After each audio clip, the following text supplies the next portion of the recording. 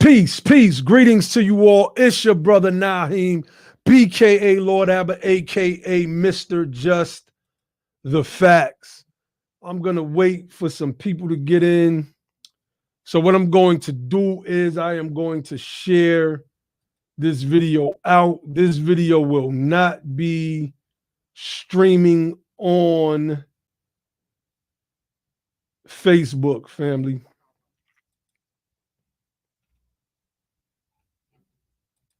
All right, this will not be streaming on Facebook.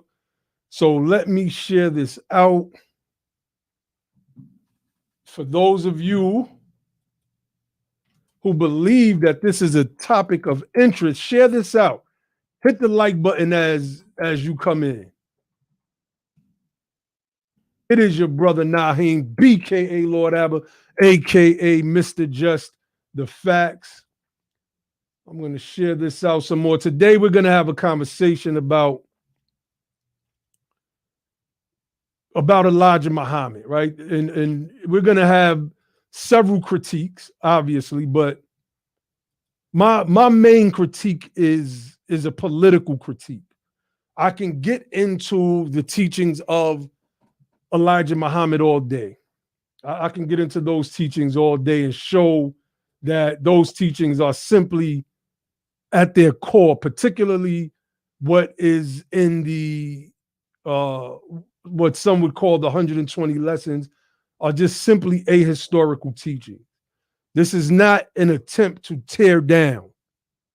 You know, many people, they just simply cannot fathom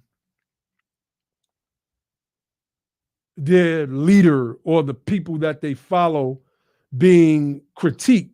For instance, I follow Prophet Noble Drew Ali, and I never ever minded the critiques. I never minded the critiques. It was the slanders. That's why I went at a lot of people more recently. Y'all seen me go at Rob Bourne and MBK, because what they were doing wasn't done out of some general or genuine revelation. It was done to try to make it seem like the man was being, I guess, a hypocrite or whatever, because he was practicing the same form of mysticism that was going on back in those days, all the time maintaining that he was, in fact, a Muslim. I got my brother Grim on tonight with me. Peace, brother Grim. Peace, brother. I want to share this out to one more platform, my other Facebook page, and we can get this thing moving. But if anything you want to add, brother Grim, while I'm setting this up. Not right now, brother, man. I'm just basically following your lead in what you said earlier, you know. But as you know, brother, these topics, man, are kind of sensitive to me because you know, I you know, I spent the great majority of my life, you know, serving these platforms in one form or another, you know. So I just wanted to come on, man. I know I don't know if Ali coming on or whatnot, but you know, brother Ali basically prodded me to come on to build with y'all tonight. But you know, these topics, man, are sensitive to me because, like I say, I spent the great majority of my life, man, serving these things in one shape, form, or another. Great majority of my life. So, you know, and a lot of it, man, was not beating around the bush, man. A lot of it was a waste of time for me personally. And you know, one of the things that I really realized while I was looking for myself and really looking for who I was and looking for a purpose and basically, man, looking to help elevate my people and move my people forward with my work and with my studies and whatnot. You know, you keep hitting dead end after dead end, you know, messing around with these people. And when you look and analyze at what the core teachings, see, teachings are important because teachings are part of the psychological construct of this thing. And what do I mean by that? If you teach a man or a woman a certain thing, they're going to carry out certain actions or inactions. And that's what I hope we get into tonight in regards to the critique. And I have a lot of religious critiques as well, and we'll probably get into some of those. I mean, I know this is not a show kind of geared towards that, but the psychology of this thing is why certain things will not happen, and that's all I got right now, brother. All right, definitely. Yeah, the basis of my critique is political. And I'm glad my brother Grimm is on, because some of the other things need to be touched on, doctrine wise, because like I said earlier, most of what Elijah Muhammad taught was ahistorical. Let me give this man props first. I'm gonna give him props for what he did do. We all are humans at the end of the day, and in my lessons, it teaches us that power is but an illusion, and if you feel filled up with the illusion of power, usually your lower self will take over. I tell the story all the time of Stalin. I think his first name Joseph Stalin, I believe is his first name. The Russian Tsar, how he was one of the most beloved and liked people in Russia at that time. He was revered. But once he became a politician and then climbed the ladder to be the czar, then his whole everything just changed. He became so power drunk. He would do things like make his generals, these men were killers. He would make them dance with each other as men dance with women, grinding up against each other, all for his pleasure and entertainment, just so he could laugh, because he wielded that much power. And sometimes, more times than not, power, it gets in the way of whatever a particular mission is supposed to be about. So what I want to get into, let me see. Brother Corey, the ADOS vegan, said everybody that has any form of consciousness has a foundation in studying the supreme wisdom. I will agree with that to a degree. When you start getting into the Midwest and you start bumping into a lot of the brothers and sisters in the Moorish movement, while there are some who have been members of the Nation of Islam, what you'll find is that a good core portion of that group, they never were a part of the Nation of Islam. Their consciousness came through being a member of the Moorish Science Temple of America, the organization that the Nation of Islam itself came out of.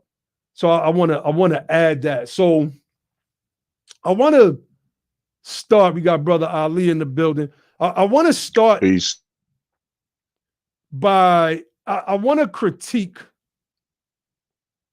I want to critique the political stance of Elijah Muhammad, and I think that it's critical that we do so, because his political stance is and always has been, to me, problematic.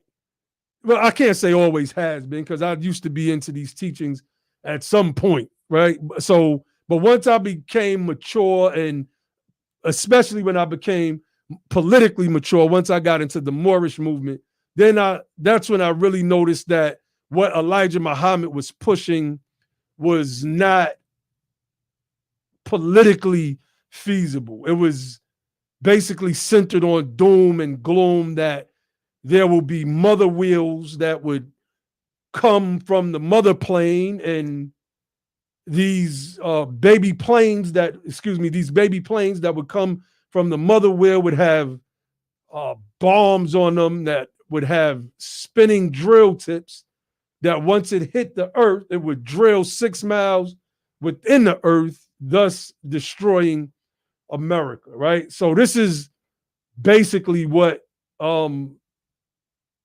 centered, in my opinion, a lot of the teachings of the Nation of Islam. It was the doomsday cultism of that particular organization. So I want to read 2 quotes from Elijah, and I'll have my brothers zone in on that. And then I want to play a video of another early leader that many of you may not be familiar with. And there's a reason why I want to play this video, the influence of this man in juxtaposition of our critique of Elijah Muhammad. All right, so let me read these 2 quotes, right? The first quote from Elijah says, and both of these quotes are coming out of Elijah Muhammad's book, The Message to the Black Man in America.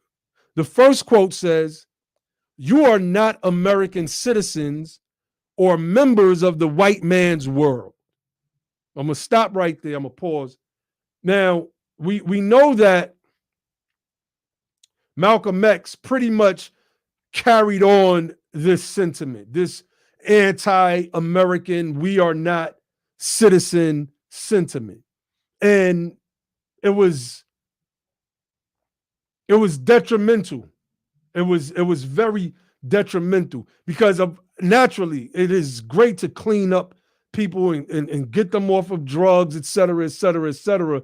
But the things that you put into people's heads is more impressionable than the suits that they wear or the attitude that they carry based on the fact that they may not have or are, drug users or drug dealers anymore. So let me go back.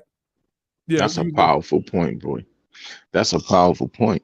That what you're putting in their minds is way more significant than the suits that they're wearing. That's very powerful. Somebody, let me address this comment. Let me pull it up. God King Ogun said, "Here y'all go attacking black man." No. God King Ogun, I don't know if you watch BTP, how regularly you come here. We don't attack anybody, first and foremost. We critique. We critique certain things. So his next question is, sup with you dudes? Why y'all always find the time to go at black leaders? And this statement is the problem, right? Now, if we were sitting around doing what like Sarah Sutton-Seti and young Pharaoh did by cursing the organization, you know what I'm saying, and things of that nature, I could understand that comment 100%. But we're trying to build a coalition so that we can move forward. There are certain things within all of these organizations that are not sitting right in 2020 and is a hindrance in why we cannot move forward. So if you feel that this is an attack, et cetera, I mean, that's on you, bro. I'm not going to try to change your mind. And to be honest with you, I don't even care what you think. That's just to be honest with you. Because you wouldn't be able to come on here and prove otherwise. Because we give out links. You was going to say something, Ali? No, I was just listening, but in terms of what he's saying, it's not an attack on anybody, you know. And understand something. Nobody is above reproach, right? No one, not us, not Elijah, not Drew Ali. No one is above reproach, you know, because we're at the end of the day, what we're talking about. He says, y'all disrespected Dr. Francis Cress Welsing. When did we? Let's read y'all this. Disrespected Dr. Claude Anderson, and now the Honorable. Who's y'all? What do you mean, y'all? Yeah, he has us confused with somebody else. Yeah, I think you're listening to the wrong show. You you gotta. listening to the wrong show, fam. You on the wrong platform. Yeah, we never did that. We're not disrespecting anybody. We're offering our critiques as to why we feel that the consciousness that's centered in a lot of these teachings is not moving us forward today and is stagnating us. We have the right to critique anybody, and you making these comments in our chat is not going to stop us from these critiques. I get critiqued all the time. And let me say this. Let me say this before you move forward. We've never critiqued Dr. Francis Cress Welsing or Dr. Claude Anderson. We never critiqued them or disrespected them at all. Like, they've never been a topic of discussion other than we referenced Dr. Francis Cress Welsing in terms of her genius in some points of history that she was making about the construction of whiteness, how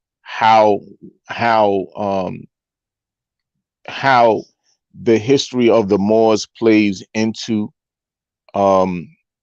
whiteness in America, and you know how that history is tied into it. So we use her as a point of reference to really draw a connection between certain points in African history and certain points of Black American history. But we never said anything. She's never been a topic of discussion. Neither has Dr. Claude Anderson. So I think he's listening to the wrong, like, he's confusing us with someone else. I think he needs to evaluate who he's talking about. Yeah, basically. So let's read these Elijah Muhammad quotes, and then I don't know, I guess I could get some critique. I'll get some critique from the brothers, and then I want to play a video because I think that this video is this person is all right. Let's address this.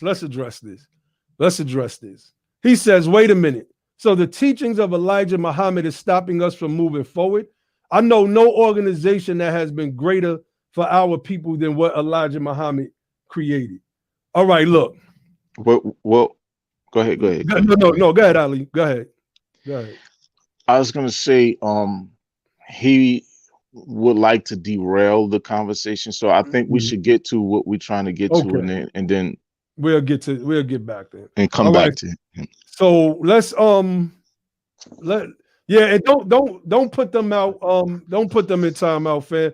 Unless they saying something disrespectful, then just let them say what they're gonna say. If they start getting crazy, then naturally we're gonna get them out of here. We're not gonna. He said, y'all can't mute the truth. You either deal with these facts or accept my statement. I will give you a chance of the Guardian archives. We'll put your knowledge to the test. You're in the right place.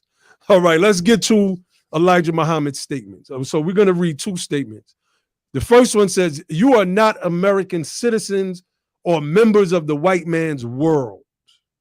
The only American citizens are the white people who are originally from Europe. So why fight a losing battle by trying to be recognized as something that you are not and never will be? I am not trying to disillusion you, but merely telling you the truth. Now, this is what Elijah said. So there's I have something to say about that, but go ahead. There's so many different things that we have to flesh out here. You are not American citizens or members of the white man's world.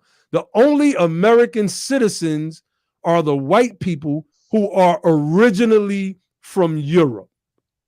So all right, wait. So why fight a losing battle by trying to be recognized as something that you are not and never will be? I am not trying to disillusion you, but merely telling you the truth. Go ahead, Brother Ali. Obviously he was wrong. Flat out wrong. Right? So I know the brothers in the chat are going to have a problem with that, right? Flat out wrong. Now, here's the interesting thing. Before I say this, the United States, one of the main ways that the United States shows the nationality of its citizens is through passports. Through passports. If Elijah Muhammad had a United States passport, that passport would have reflected from a legal and political perspective that Elijah Muhammad himself was a citizen and national of the United States of America. Anybody in the Nation of Islam who has a passport, that passport is going to tell you what your nationality is. And it says the United States of America, political, legal, because it's expressing your political and legal relationship to the government that you live and pay taxes to. All of the members of the Nation of Islam pay taxes.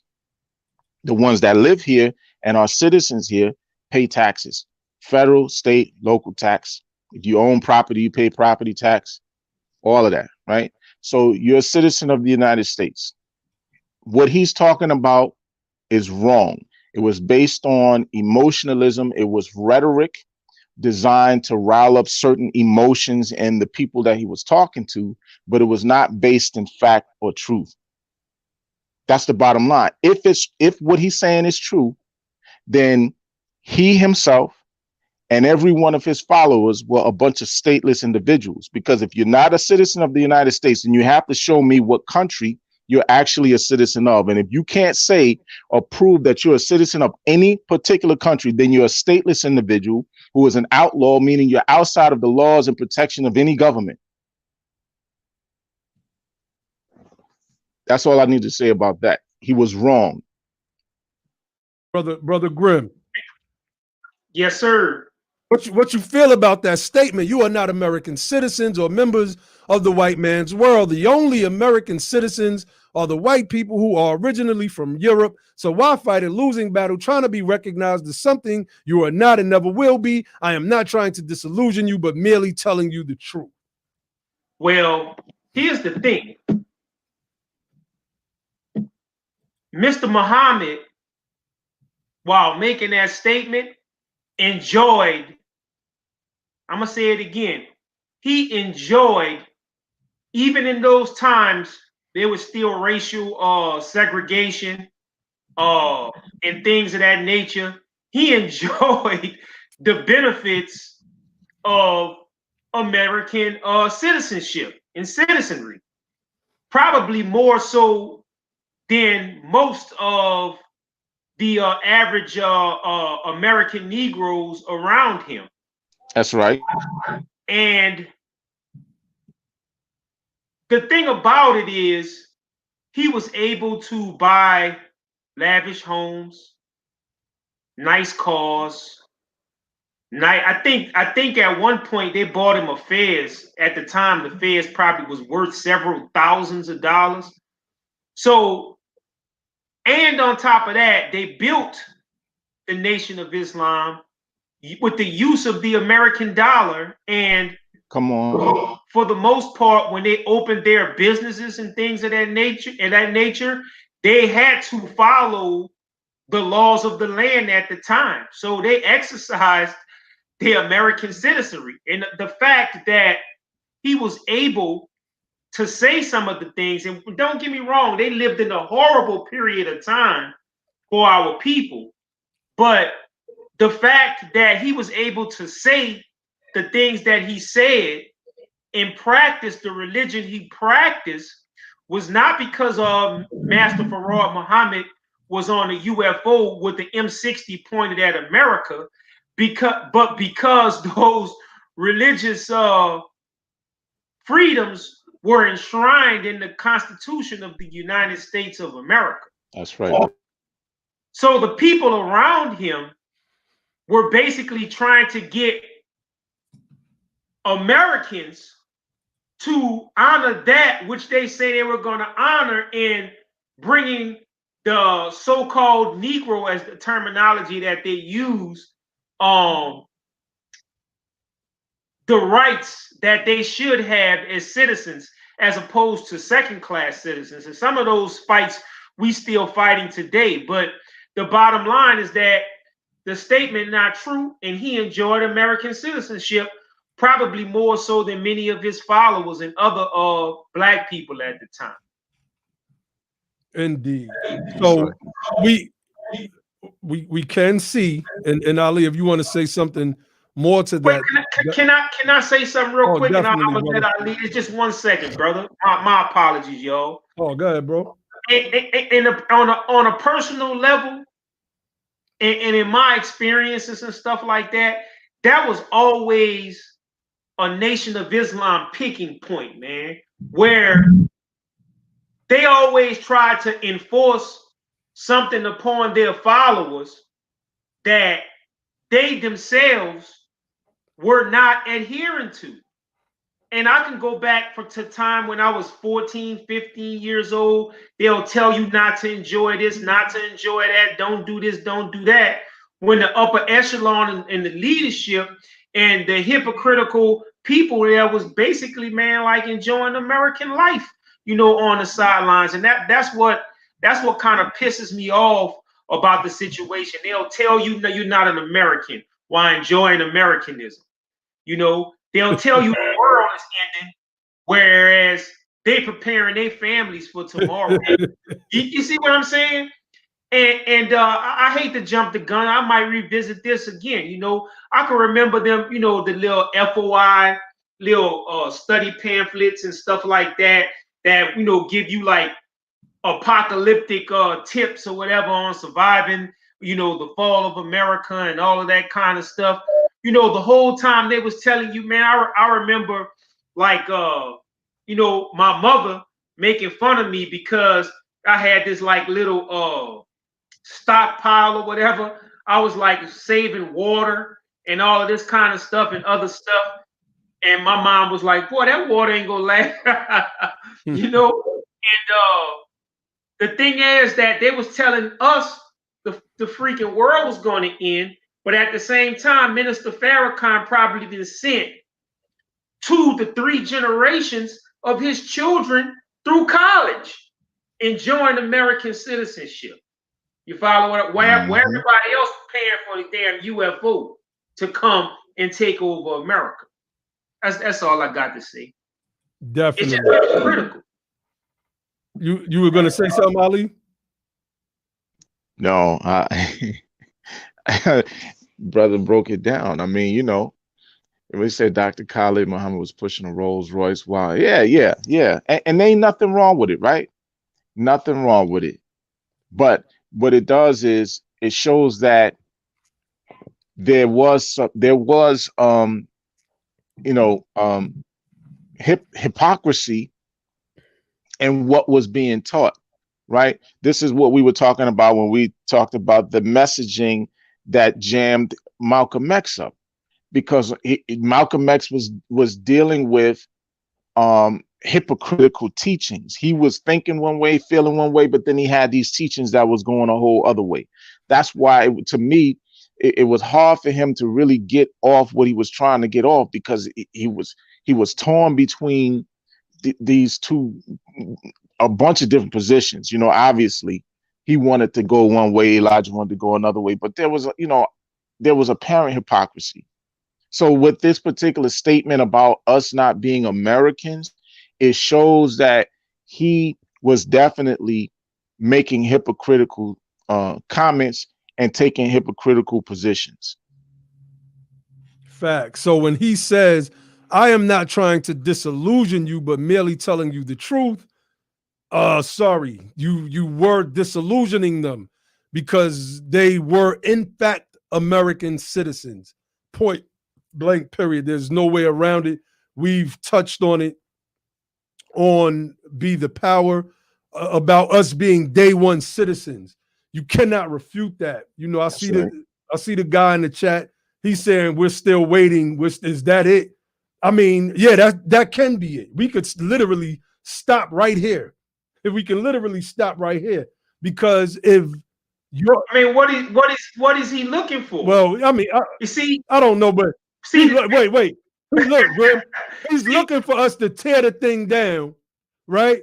So if we don't tear it down, is that it? But if we tear it down, y'all always attacking other black leaders, right? Trying to tear us. That's all it is. That's all. Yeah, because my whole thing is this: if you say that's it, then what we said that was a lie. What we That's said, right.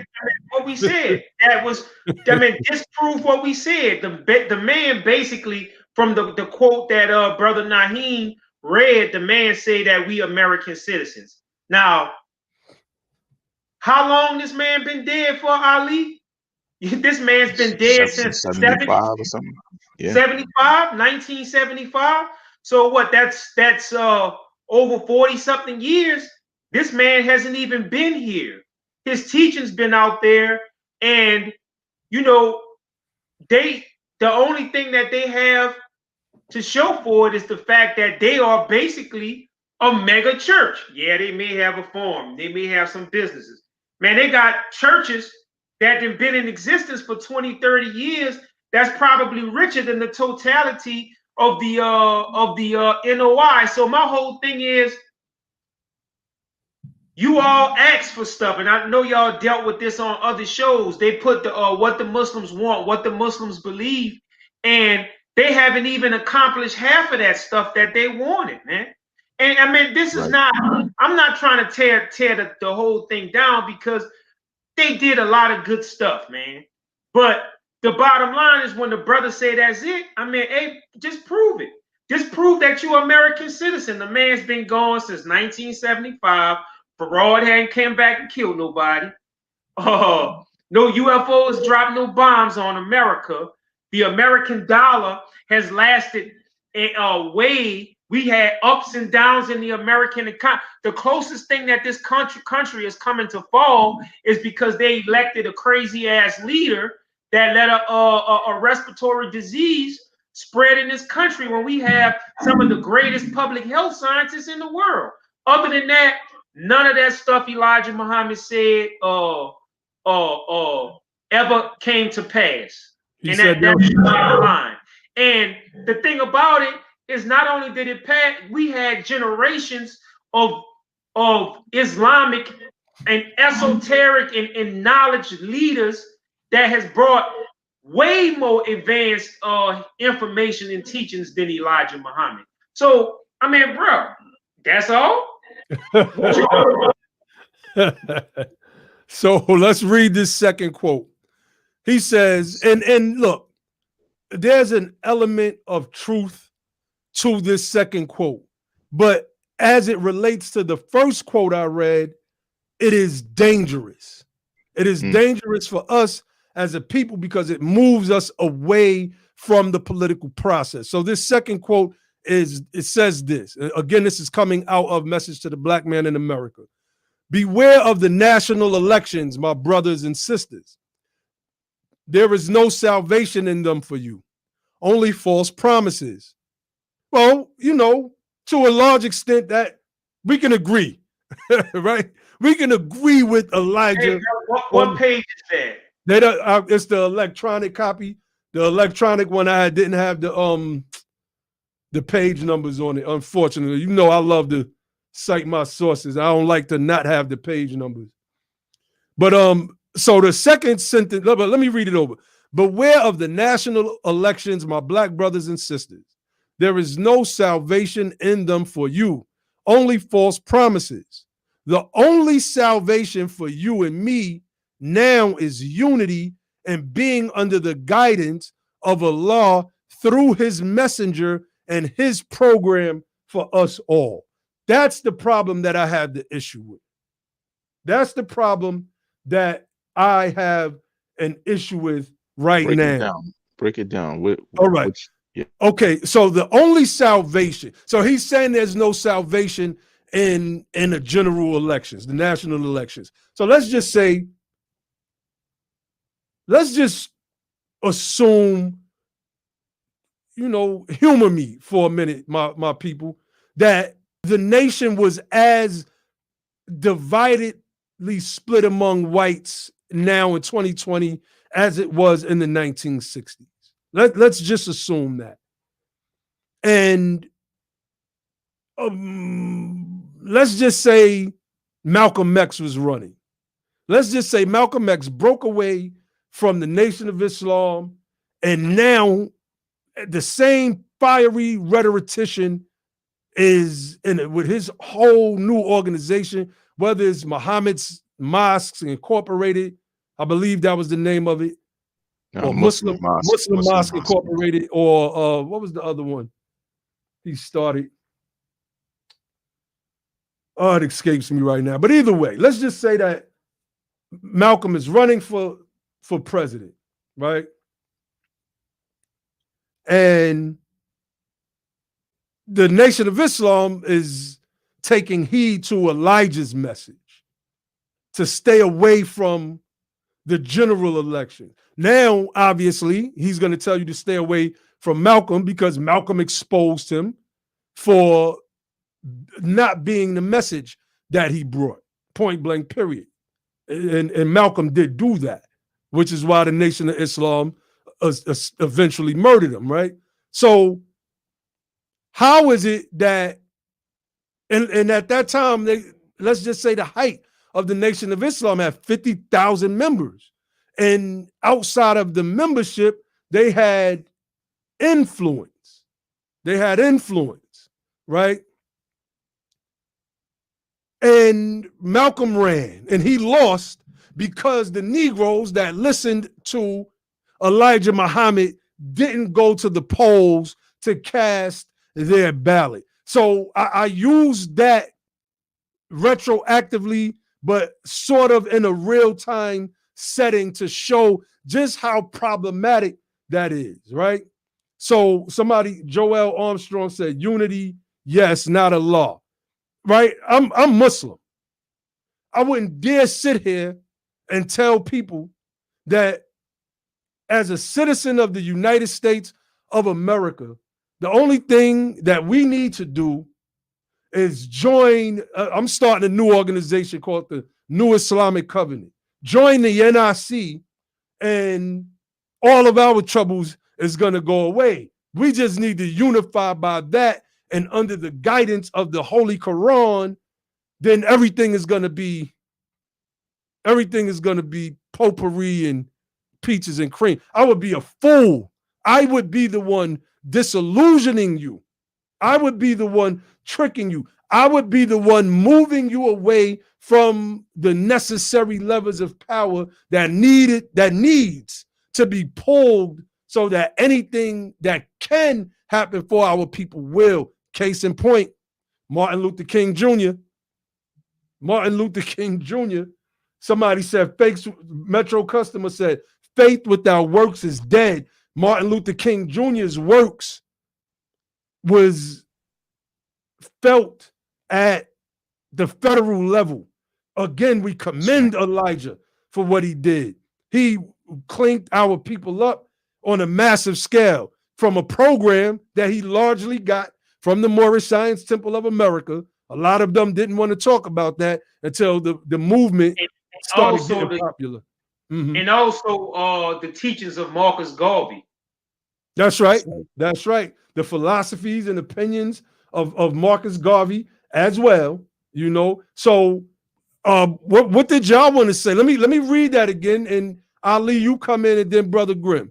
And then I'm gonna, after y'all's commentary on that, I'm gonna play this video to show what Elijah could have done with his influence. I'm not even going to go to the Moorish Science Temple of America and what Noble Drew Ali did. We're going to have a separate program on the Moorish Science Temple of America where we're going to offer up some critiques as well. So just like you pro NOI people are in the chat, we're going to have some pro MSTFA people in the chat probably saying the same thing. But Prophet Noble Drew Ali said the movement is open to critiques from within and without. So we're going to come with our critiques. Let me read this quote again. Beware of the national elections, my black brothers and sisters. There is no salvation in them for you, only false promises. The only salvation for you and me now is in unity and being under the guidance of Allah through his messenger and his program for us all. Well, his program. See, what we would have to do is get into the details of his program. What is his program? What is his program other than separation? Right? See, we already know based on what the Muslims want, they talk about separation. But again, it's contradictory because they want separation, but yet at the same time, they want a bunch of civil rights to be implemented for the members of the Nation of Islam and the people of the so-called Black nation within the United States. A lot of contradictory messaging. So at the end of the day, the way I would look at that statement is, yeah, beware of the national elections, but don't say that there's no salvation for you in those national elections, because the national elections, out of those national elections, we got the Reconstruction Amendments. We got the 1866 Civil Rights Act. Out of the Reconstruction Amendments, we got a bunch of civil rights laws that were put in place. The Civil Rights Acts of the 1960s.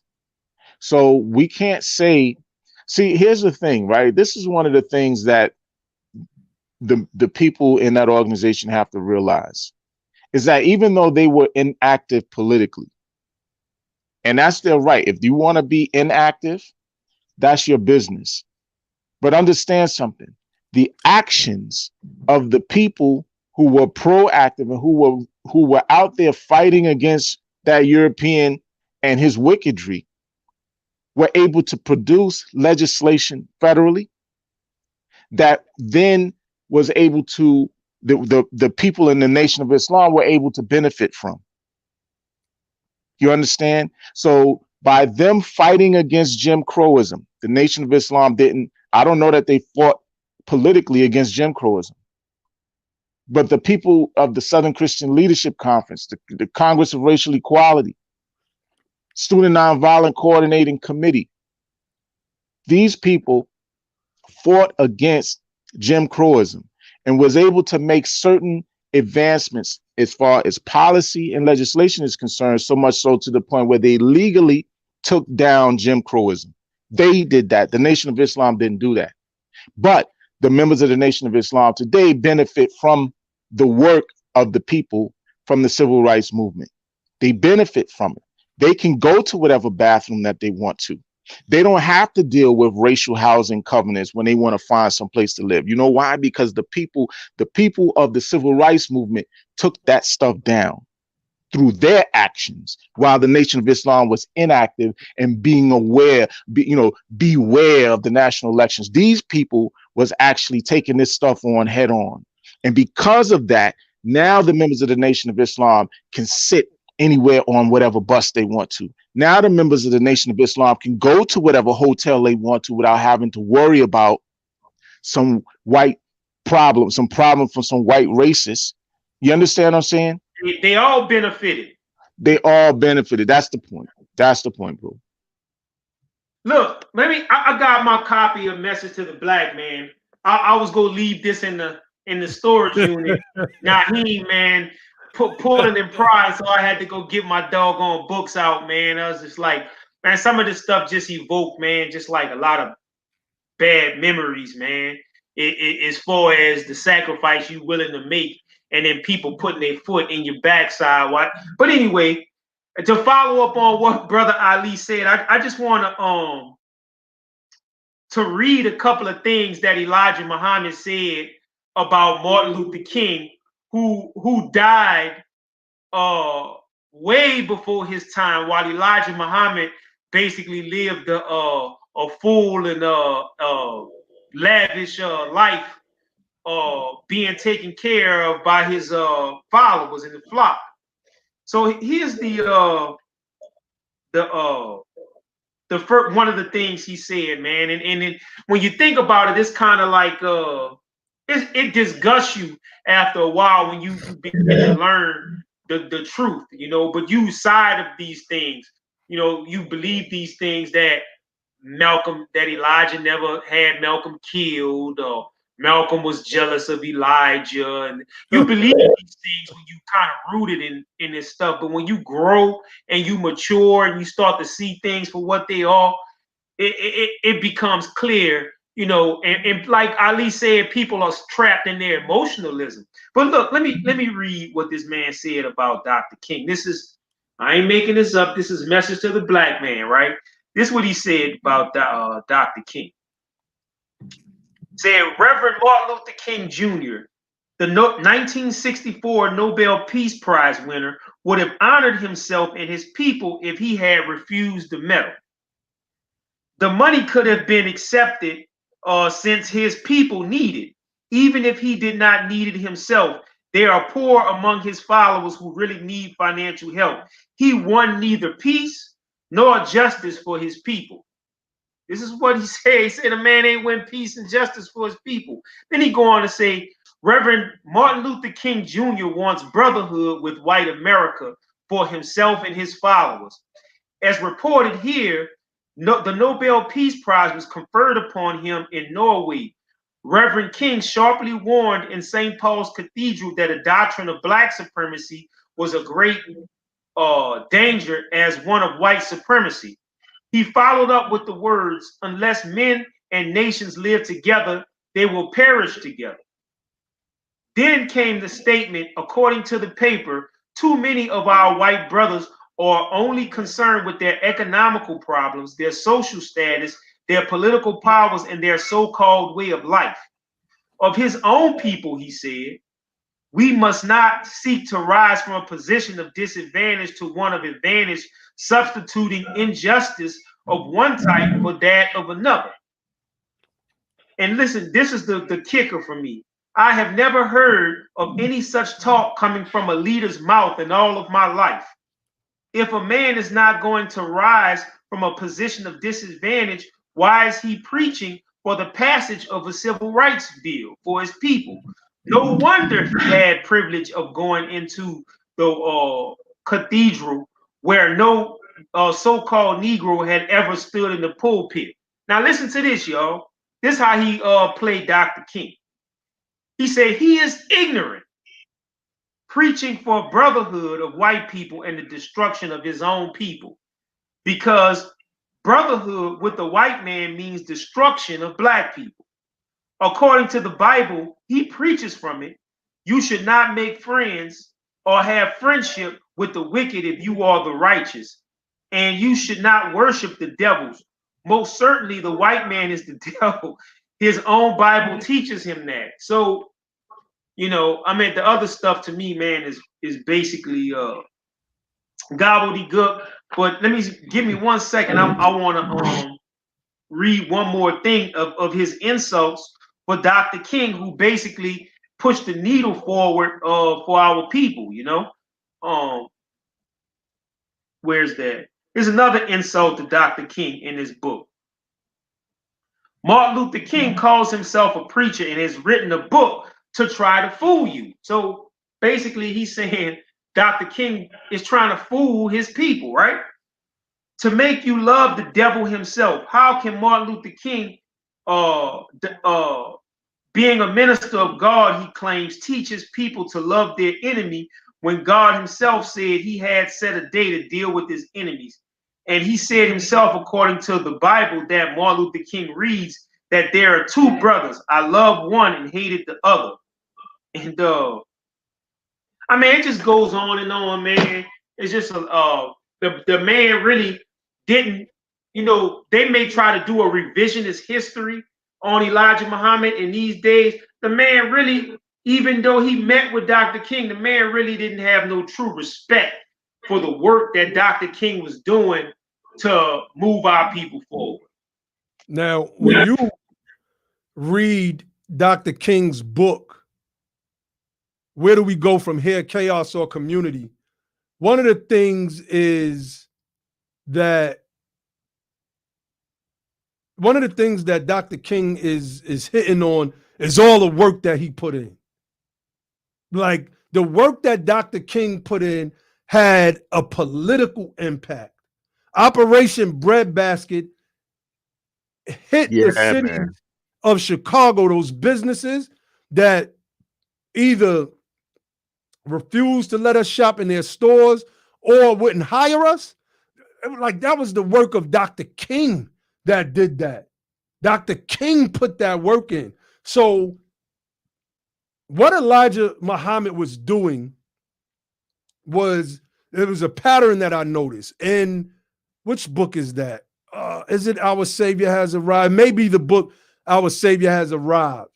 He's basically trying to critique Garvey and Noble Drew Ali. In my opinion, he's using them as stepping stones to elevate himself. And we watch new guys like Ben X do that. And I called the little dude out over that over the past couple years, but he hid behind his YouTube channel and said that I was a clout chaser. I'm like, dude, I don't know you. I've been doing this for years. How am I? Before Ben X came on the scene. Word. That's people's favorite word. You a clout chaser. Okay, whatever. But my bad, I just gotta laugh at that. But you know, he said of Noble Drew Ali that Farad told him that Noble Drew Ali didn't have the proper knowledge or information, and I paraphrase, to bring our people out. That Marcus Garvey, you know, he was all right, but he didn't have it to do what needed to be done for our people. And it's easy to look back on an organization that failed or was in the process of failing and then say that because we're successful in the moment that those other organizations wasn't right and exact because they didn't have the right teachings. Upon further review, the teachings of Elijah Muhammad, as I said in the beginning of this stream, are ahistorical. They lack historical merit. They cannot be matched up with in the historical record at all, like most of that stuff. And we could walk through the lessons from the student enrollment, from the 1 to 36. I think that may be the English C lesson. Yeah. The 1 to 14. I forget which lesson is that, the name of it, to the 1 to 40. Like, we can walk through the historicity of those teachings and see if they hold up in contrast to the historical record. I've done the research, so I already know. So, you know what's interesting, man? When he makes the comment, can you hear me? Okay. Yeah, I hear you, bro. When he makes the comment about these men, who didn't have the knowledge to bring us out, it's important that we realize that we're still here. Nobody brought us out of anything. Nobody brought us out of anything. Right. We still here. Right. We still dealing with George Floyd. We still dealing with Trayvon Martin and Breonna Taylor, and you name it. It goes on and on and on. Predatory lending, being targets of racial attacks, because that what the banks did to Black people was a racial attack. No, it's just in a different form. But we've been dealing with racial attacks since we've been here. Nobody brought us out of anything. So him saying that these other people didn't have the knowledge to bring us out, or whatever he's talking about, whether that is bring us out from under racial oppression, racial the extremism of white people, or whether that is to bring us out of America into some other society. Nobody did that. Nobody did that. Elijah damn sure didn't do that. Okay, so this is a man who embraced Nixon's black capitalism.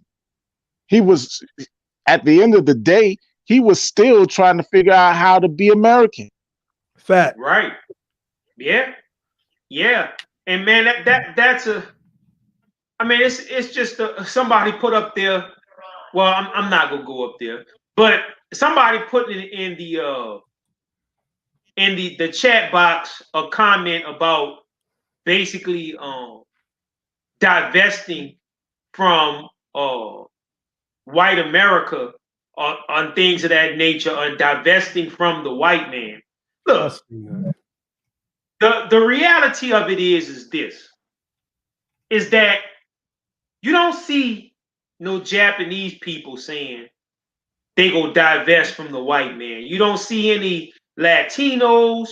You don't see any of these groups around these nations around the world, because everything is. I'll read the comment. The brother says, "Salam, please stop. If we don't divest from white people, we will perish. Develop our own chamber of commerce, banks, and financial systems. Then sit at the counter to eat with with the white man. The bottom line is this. In this world, bro, everything is interconnected. And it doesn't matter if you European, white, black, red, or brown. The world is needs to come. That's why we always talk about, well, I'm going to say y'all always talk. I don't be in the conversations, but that's why y'all always talk about reparations, because the whole reparations argument, right, is the fact of bringing us up to the level of equality so we can start dealing with all people on an equal socioeconomic level. You're not going to ever get these societies where it's just going to be a whole bunch of black people sitting over here in Louisiana, Texas, and Mississippi, and that this white man will make all these people get up off all this land and give 2 or 3 states to quote unquote black people. It's not going to happen. But the thing is to get ourselves from under this caste system of lack of education, lack of wealth, lack of health, so on and so forth, and stop trying to act like we can create a world absent of anybody. And basically, man, when I was coming up in a whole lot of that knowledge, I believed the same thing that brother believed, and he looks significantly older than I am. So, you know, not an insult to that brother, but the mental maturity and the fact of using logic is fundamental. We're not going to be able to live in that type of environment to where we are always are we not connected or whatever, doing business and commerce with the various people of the planet Earth. That's all I got to say. All right, before you want, let me say something real quick. You know, what was that guy's name? George Rockwell, at the Nazi Party, the American Nazi Party. Like, Elijah sat down with this dude. They were having builds. This dude called Elijah Muhammad the Hitler of the black man. Like, this racist dude, George Rockwell. They invited this guy to the Savior's Day of the Nation of Islam. And when them racists got up there to speak, members of the Nation of Islam, they booed and heckled them. And Elijah Muhammad like rebuked his own membership in an issue of Muhammad Speaks in the 1960s. I think it was a 1962 issue. Like, I don't, you know, so when these people are saying divest from the white man, well, I mean, Elijah Muhammad was sitting down with the, When did Elijah, I would ask him this. You're talking about divesting from the white man. When did Elijah Muhammad divest from the white man? Yeah. When did he do it? Yeah. I'm glad you said that, Ali, because at a certain point, the Nation of Islam had all of this farmland and all of these businesses. And this is a fact going towards the beginning of the 70s, between 70 and 73, 74, that aspects of the Nation of Islam business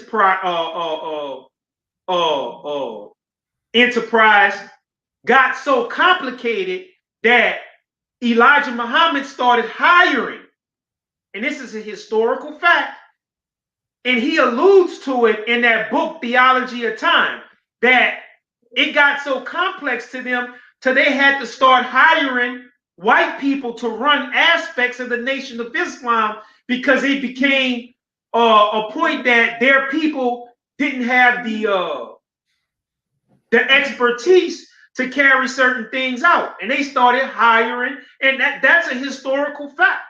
A lot of those white people went to things in jobs and stuff like that, working around with the forms and stuff like that, because the membership couldn't even handle it anymore. I remember you talking about that in the past. All right, so I want to play a video real quick. I hope you all are following. You know, we just hit the 1 hour mark. If you haven't hit the like button already, family, please hit the like button. Share the video out as well. If you would like to make a contribution to the Be the Power platform, you can use the super chat. You can also cash app using the cash app handle $ Be the Power. You can also become a Patreon member.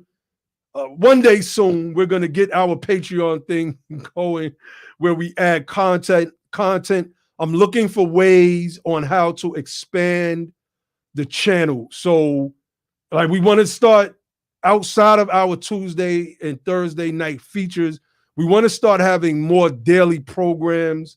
So we may be putting a call out to a few individuals. We definitely need some sisters that are willing to jump on. Remember, I always said we want this to be like our own TYT. We want it to be interactive. We try to make it as interactive as possible, which is why we interviewed a lot of the chapters from the ADOS movement so that everybody, you know, from the outside looking in can see the great works that the family is doing all over the country as reparationists in our push for reparations. So let's play this video real quick, because this is a part of my main, like I said, family, I could critique the lessons of the Nation of Islam. I wrote a book called 120 Questions to Ask a 5% and a member of the Nation of Islam. And I wrote that book, what, 10 years ago, 10 or 11 years ago, something like that. And a lot of them questions still can't be answered. They still can't be answered. But anyway, let's play this. Hey, brother, man, can I address another, just real quick, man? I know I jump on the little they had a comment that said Booker T. Washington also spoke separation, and as great as he was far from separate from whites. But I don't. Now, Lee, you could.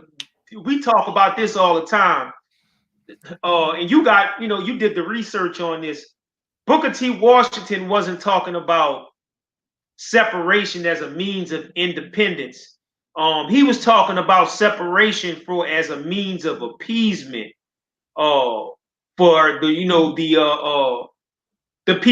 white people who were in power at the time. I don't know if that's what Metro Customer means about that. I guess he was trying to make a point, but he wasn't making no type of, he was saying that we need to get skills and educations and things, but for us, as far as being separate, was basically a appeasement tactic to, not to draw attention of people who was basically against fully melding into American life. Yeah, he was definitely an appeaser, and I believe what he was doing, particularly with that speech he gave in Atlanta, he was trying to get white people to probably to stand down, because we can go through the bloody shirt, and we know that during a certain period coming out of Reconstruction, there was a lot of racial attacks against people. And so by the time that brother made that speech, he basically flipped the script and was like, black people were wrong for trying to even acquire political power. They shouldn't even have ever tried to do that. We should have just bootstrapped and work with our hands and get in the field and do physical labor and try to get education, like Brother Grimm was saying. So he was really trying to appease white people, and he was probably trying to get them to fall back with some of the attacks that they were, launching against black people, and and everything else. So yeah. Now, I don't see Booker T. Washington seriously as some kind of separatist. That's not really what he was about, because he never did anything to really, go in that direction. He built his school. He got money to build his school right here in this country, man. Ain't nobody separating nothing. Right. And I want to say one more thing about it's something that I call patricide. With patricide is the killing of the father, right?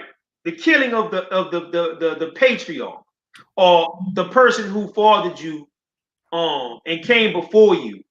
And I think the brother said something again about stop the nonsense talk. Where's your banks and stuff like that. A lot of that stuff that Elijah Muhammad had made, that stuff was not the first time that had been done. So basically, what you do is like you take the people that was before you, right? And you just have just enough longevity to make the people in your time period that may have come along, that may have been just a little bit younger than what you are, and you make them forget about the accomplishments of the people who came before you. So the fact of somebody building a hospital or a bank or farmland, that wasn't nothing that was started with Elijah Muhammad. The Honorable Marcus Garvey had already did that stuff. Booker T. Washington basically set up an like what Ali was saying with the Tuskegee Institute.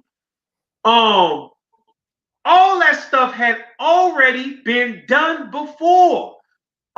Banks, we already had black banks. Matter of fact, there's a fraternal order, two fraternal orders. One called, I believe it's called the Order of the True Reformers, founded by Reverend Brown.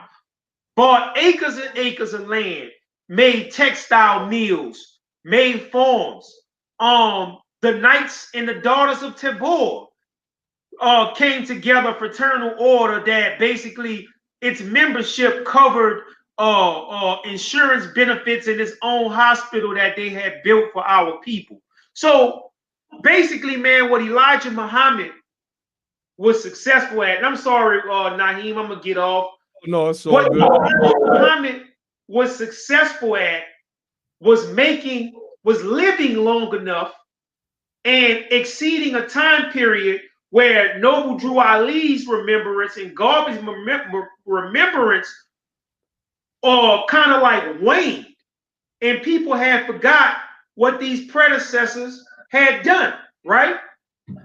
So people go and say, oh, no, Elijah Muhammad did this, Elijah Muhammad did that. The Honorable Elijah Muhammad was the first man to bring us a hospital. The Honorable Elijah Muhammad was the first man to bring us this, and the first man to bring us that. You know how they talk.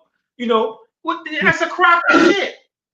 Because people ate descendants of American slaves, right, in various institutions and organizations before Elijah Muhammad had even embarked upon his quote unquote mission, right? Had already did all of that stuff. Even the fact that when they say that Elijah Muhammad brought people, let's not even talk about Noble Drew Ali. Let's get, somebody said about, I'm not a follower of Noble Drew Ali. Now, with that being said, let's just take Noble Drew Ali out the equation. When people saying that the black man is God, they had people already teaching that junk. They had the Islamic groups, by the way. They had the 1919 Fahime Temple of Islam, founded in St. Louis, who was teaching chematology, talking about black women was goddesses and gods. We talking about 1919 they was founded. We talking about Farad came in what, 1930? Farad came in 1930, and there was already people teaching this stuff. You follow what I'm saying? So none of that junk is new. And what's that brother who wrote that book? Robert Benjamin Lewis. Brown, the Pantelicon. They had people already teaching this stuff. That's so let's right. stop. I'm sorry, brother, man. Go ahead with the. I got that book. I got that book because of you. See, what y'all don't know about my brother Grimm is he's a walking repository. So whenever we're able to get him on the show it's a blessing. Ali have to ask him like 1,000 times in the chat. You coming on tonight, Grim? You coming on tonight? You coming on? Let me say something like this. Until he comes on. I would rather follow Marcus Garvey. I would rather follow Noble Drew Ali. I would rather follow Paul Nathaniel Johnson, the Fahame Temple brother. I would rather follow Father Divine. I mean, the list goes on. You know why I'm saying this, bro? And I'm going to leave it alone but I'm going to do a little religious addressing, right? I would rather follow Clarence 13X or the Father Allah before I follow any of those people. You know why? Because Clarence 13X reminds me of my father. He reminds me of my uncle. Everybody got somebody in their family that reminds them of Garvey, reminds them of Clarence 13X, reminds them of Noble Drew. They look like us. You follow what I'm saying? They are our people. They was born with and amongst us. But Elijah Muhammad turned around and he offered us. They talked all kinds of crap about Jesus. Jesus this, Jesus that, Jesus. Jesus ain't this, Jesus ain't God, Jesus is that. Jesus was just a prophet, right? So they turned around, right, and then presented us. And people who not familiar with this, go to Google Images, type in Master Farad Muhammad, type in his picture, how he looked, if you're not familiar with this, and you go see what Elijah Muhammad, a type of person that Elijah Muhammad presented to us phenotypically presented to us as a God. Matter of fact, if you read the book, Our Savior Has Arrived, Elijah Muhammad said that Master Farad Muhammad, this pale looking dude with slick black hair, was greater than the creator that created the universe. He said it in his book. So I'd rather believe that about Garvey. I'd rather believe that about Noble Drew Ali or Father Allah Clarence 13X before I believe it about this dude. You know, man, I'm going to say this. I'm really off of it now. A rotten tree that bears rotten fruit would never bear anything for anybody but more rotten fruit. In spite of the good it may have done, it's a rotten tree, man. I'm sorry, y'all. Go in, bro. I want to play this video, family, because one of the names that my brother Grim mentioned, Father Divine. And this man, you know, when we look at the giants who have come among us, it is critical because they all have something to offer. We are not here trashing the Nation of Islam. We are being critical. And in our critique, we have the right. Like, we have the right to say, I'd rather follow this one or that one than to follow an Elijah Muhammad. My brothers here are very, very well studied.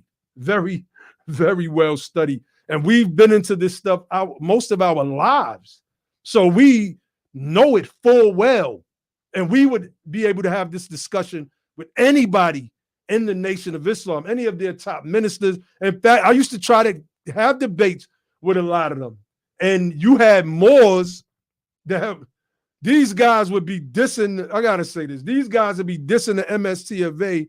Then you had these great appeasers, right? And I ain't gonna call their names, but if they're listening, they know exactly who I'm talking about when I say great appeasers that would be like, oh, you know, don't pay that brother Abba or Way no mind, yada, yada, yada. He doesn't speak for us. He doesn't speak for the Moorish movement. I'm like, yeah, but I follow Noble Drew Ali, and these dudes is straight like coming at. I mean, I was in 5% groups where people, it was 5% as a Nation of Islam. When I mean, these people were outright disrespectful. I was just having like regular debate, no cursing, no, like, this is what the facts say. This is what the history says. This is what your teachings say. Don't tell me that Farad is the first one that was teaching about the distances from the solar system as if he personally calculated them. I was able to find encyclopedias from the 1800s that show the same measurements Right. with more exact detail because they dealt with the approximation. You know, it's just crazy. So, what you got in the video? all right, I'm gonna play this Father Divine video real quick. Let's play this real quick, and because I want people to. This is a part of our history that a lot of people don't know about. Some may know about Noble Drew Ali. Some may know about Elijah Muhammad. More may know about Elijah Muhammad than many of them.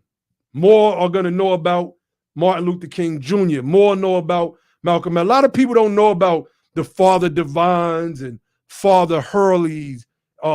People like Grimm mentioned, the founder of the Fahmy Temple, Izzuddin Muhammad, if I'm saying his name correctly, Paul Nathaniel Johnson. I could be off on the name that he chose. No, it's Sheikh Ahmadine, I believe was his name. You know, there were what was the Prince Cuba? Like there were other leaders that were here that our people don't have no idea about, and they all give us something. But I want to play this video as a part of my critique towards Elijah Muhammad's political stances when he says you are not American citizens or members of the white man's world, and that the only American citizens are the people who are white that came from Europe. So let's play this.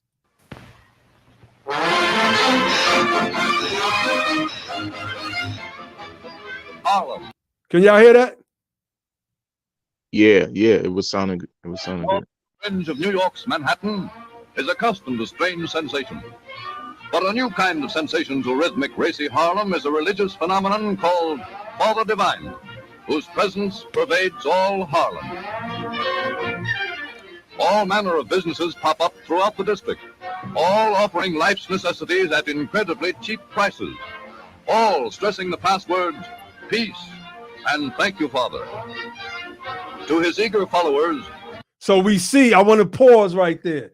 That was the greeting. So you're talking about what, 1935, 1936. And these people was running around Harlem talking about peace. When they greeted Father Divine, they said, peace, God. So that terminology didn't even begin with the 5%. Exactly.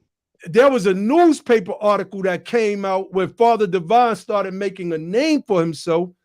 And I have that clipping somewhere in my archives that says Father Divine's peace greeting that they used among themselves came from Noble Drew Ali and the Moorish Science Temple of America, just showing how all of this stuff is all interconnected, and we have to find a way to draw from all of it.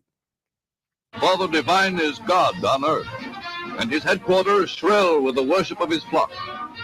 No collections are taken, yet the Father's income is as large as it is mysterious.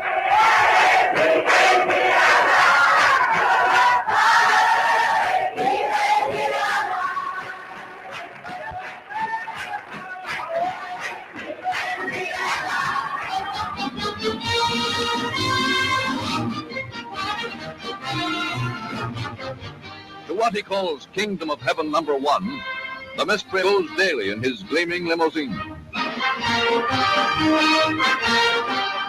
From all over the country, followers pour in by car and by special divine-owned buses to pay homage to his name. They receive his blessing from a loudspeaker connected with his inner sanctum. Peace, everyone. Thank you, God.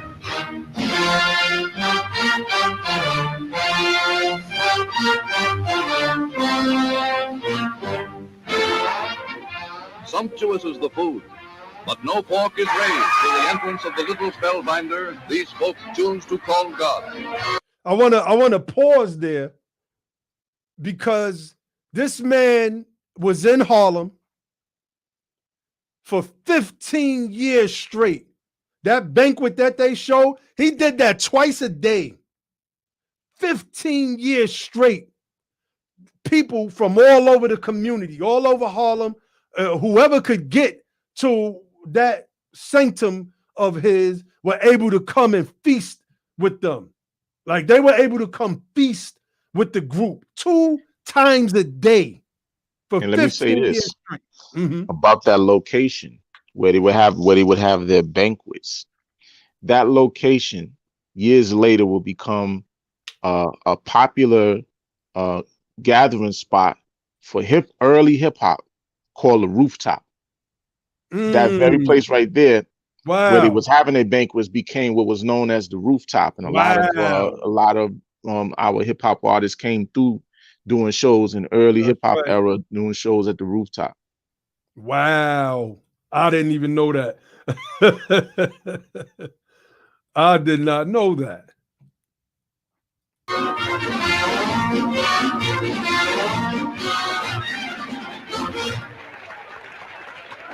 For those of you that are daily attendants, you realize this is not something out of the ordinary.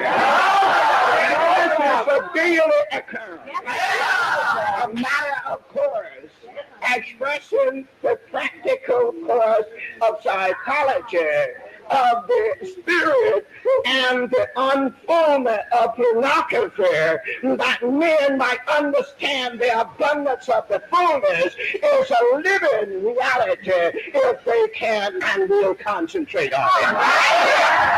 That's that science right there he talking. When each cup of coffee has been blessed by the personal touch of Father Divine, who stands less than 5 feet high, he dines with his followers, to whom he gives evangelical names like Hot Sunshine, Bright Star, Tree of Life. Each day and night at public confessional, he hears the adoration of his flock. I know Father Divine.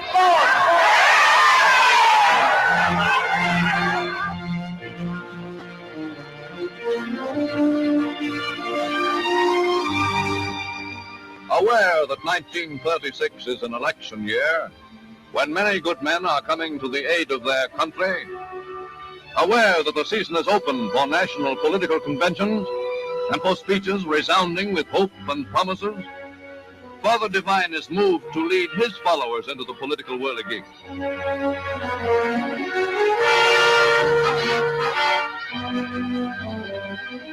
Name, please. Heavenly Bouquet. Name, please. Deep Determination. Name, please. Gracious Larry. Their heavenly names legalized by the state Supreme Court. Now, I want y'all to peep that. If you peep that, Ali, these names, divine retribution and heavenly, whatever they said their names were, these names were their legal names. They changed their names. The state supreme. This man had political power that was crazy, and we don't know about it. A lot of people don't know. These are blueprints, and I see people that keep asking me, well, what is your plan? What is your blueprint? You're not a follower of the channel, so I understand why you ask that, but we'll get into that. Did you want to speak to that, Ali, about the names?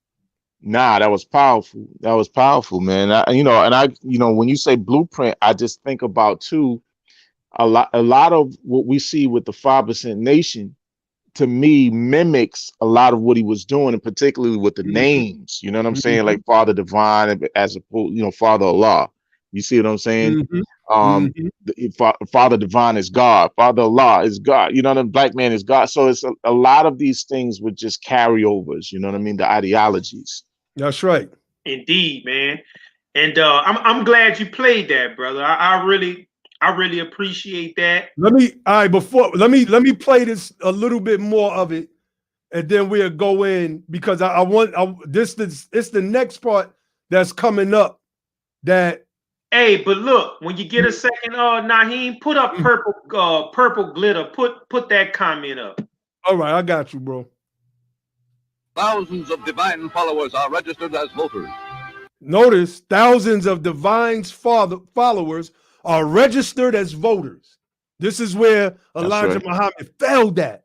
This is where he failed at. We got to point this out. Somebody has to.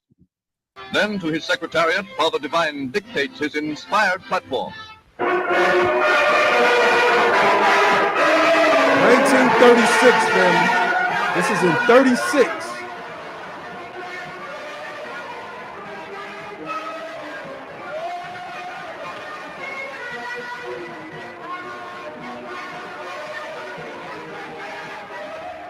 The frenzied crowd is welcomed by Paul Christian, divine disciple number 1, who, should he be elected president, would enable Father Divine to become Gabriel over the White House. Now, look, did y'all hear that? This man right here, and we got to look him up, of course, was running for president. This is 1936. If he would have won, was going to allow Father Divine to be as the angel Gabriel over the White House. Now, Pete this. Powerful. Peace, everybody. Peace. Hoover could not straighten out this country. President Roosevelt has failed to straighten out this country.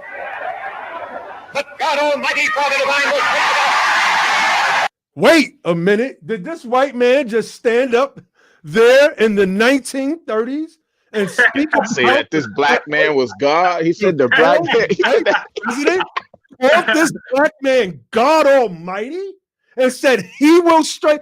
This is what it looks like. This man, this European white man, whatever you want to call it, doesn't believe that, but he understands political pandering. He understood it so much so that he knew the power that Father Divine wielded. See, this is what the critique of Elijah Muhammad is about tonight. Because you're going to have some people that's going to feel some kind of way. And if any of you ever want to have that debate, y'all know who I am on the Nation of Islam side. And y'all know this is an open door policy to that smoke. We sit in the smoking section 24 hours, 7 days a week. But I'll play a little bit more of this, and then we'll get to that. Just a little bit more.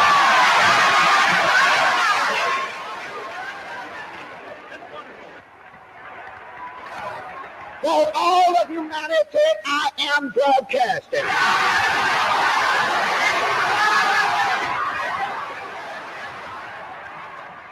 Consider this righteous platform which we have drafted for consideration. Of the United States of America to cooperate if they will to, that they might enjoy the limitless blessings that I will put through.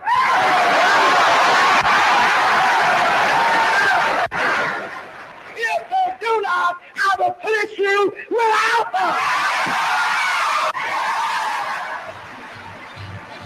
them. See?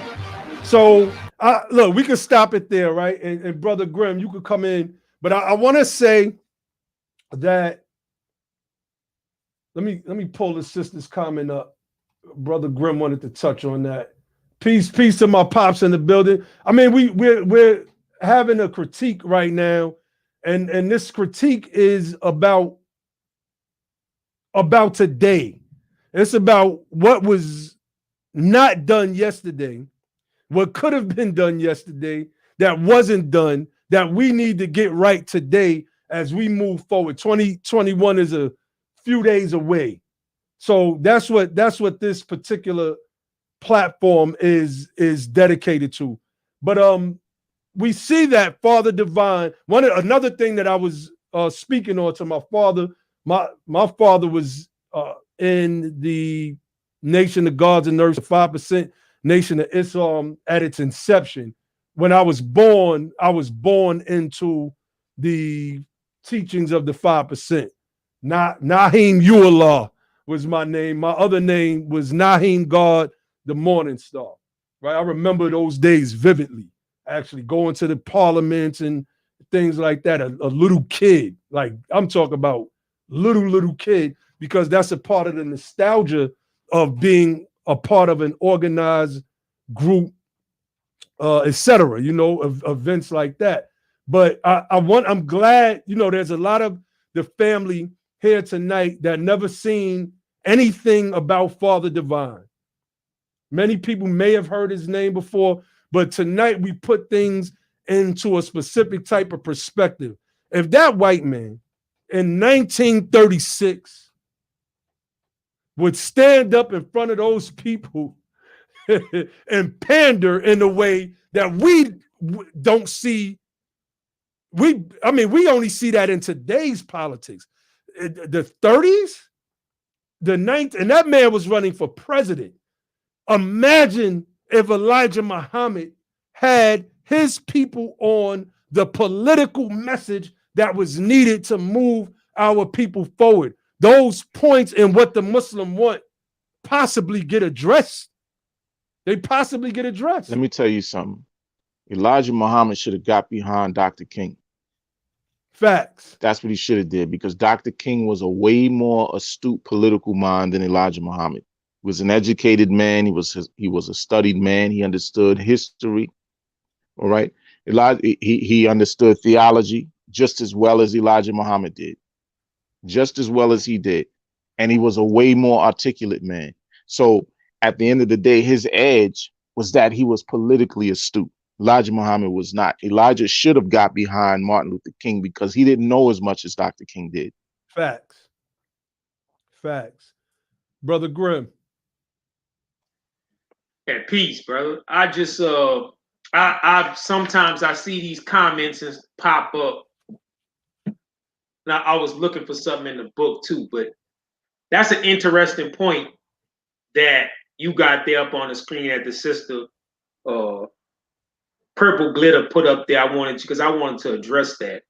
Now, the sister said, I have a feeling Elijah Muhammad was a tool to make the NOI the ineffective political group it is today. And I'm not exposing like our personal conversations, but I'm going to just say it just from my perspective.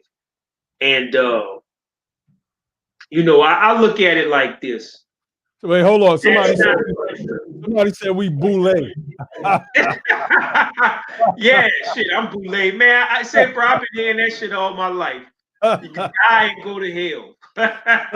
Working man, just like everybody else. How am I boule, man? Shoot. Matter of fact, shit, No, go ahead, just go ahead, girl. No. Yeah, man, that's hilarious, man. These immature people come with these shots about somebody being boule, man. Go sit on rotten eggs, man. I've sacrificed more of my personal wealth. I've sacrificed more of my personal wealth, man, to probably have paid for law school twice over, man. As far as doing stuff for our people, man. So you know, get going, man. But the sister was saying about that thing. I just wanted to make this point, right? Got distracted by somebody. But the whole thing about that, what she said, there's a lot of truth in that. If you look like in the FBI records and the stuff that they had on Elijah Muhammad in the FBI records, right? They were trailing that brother for a long time. But look at this. Martin Luther King was killed, assassinated. Medgar Evers was killed and assassinated. Dr. King was killed and assassinated. He lived throughout from the time he met Farrar to 1975. That dude lived a long life teaching, quote unquote, that the white man was the devil. Lived his whole life. Nobody never bothered him, never messed with him. Any of that shit stuff, never messed with him. But all these people who he said was Uncle Tom's and loved the devil because the devil gave him nothing, all these people was killed. Putting work in. Goddamn life. Putting work in. Right. Those people was putting in work, right? Them people, this dude was a millionaire. He was, man, Dr. King, Malcolm X died a pauper. You see what I'm saying? Dr. King They got all that money now because of rights, you know, copyrights and trademark and things of that nature.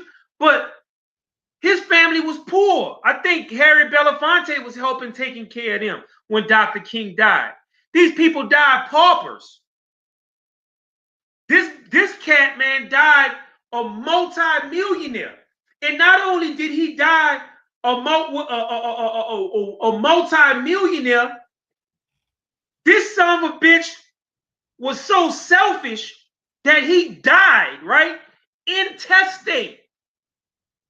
He died intestate, meaning that there was no clear, concise distribution of his family's wealth, right? That they didn't settle that shit till what, the 80s? If I'm not mistaken. Mm-hmm. They didn't settle, that was claimed to the 80s because this son of a bitch died intestate. And on top of that, all those millions of dollars you got sitting up there, you know, that's a lot of money in those times, right?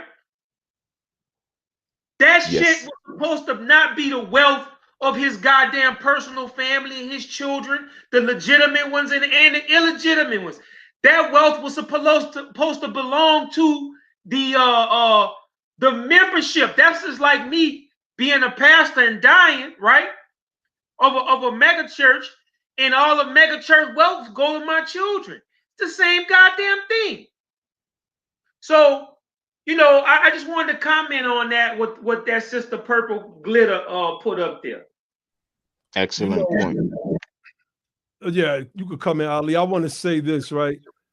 And I have an article pulled up on, like, this dude, by the time this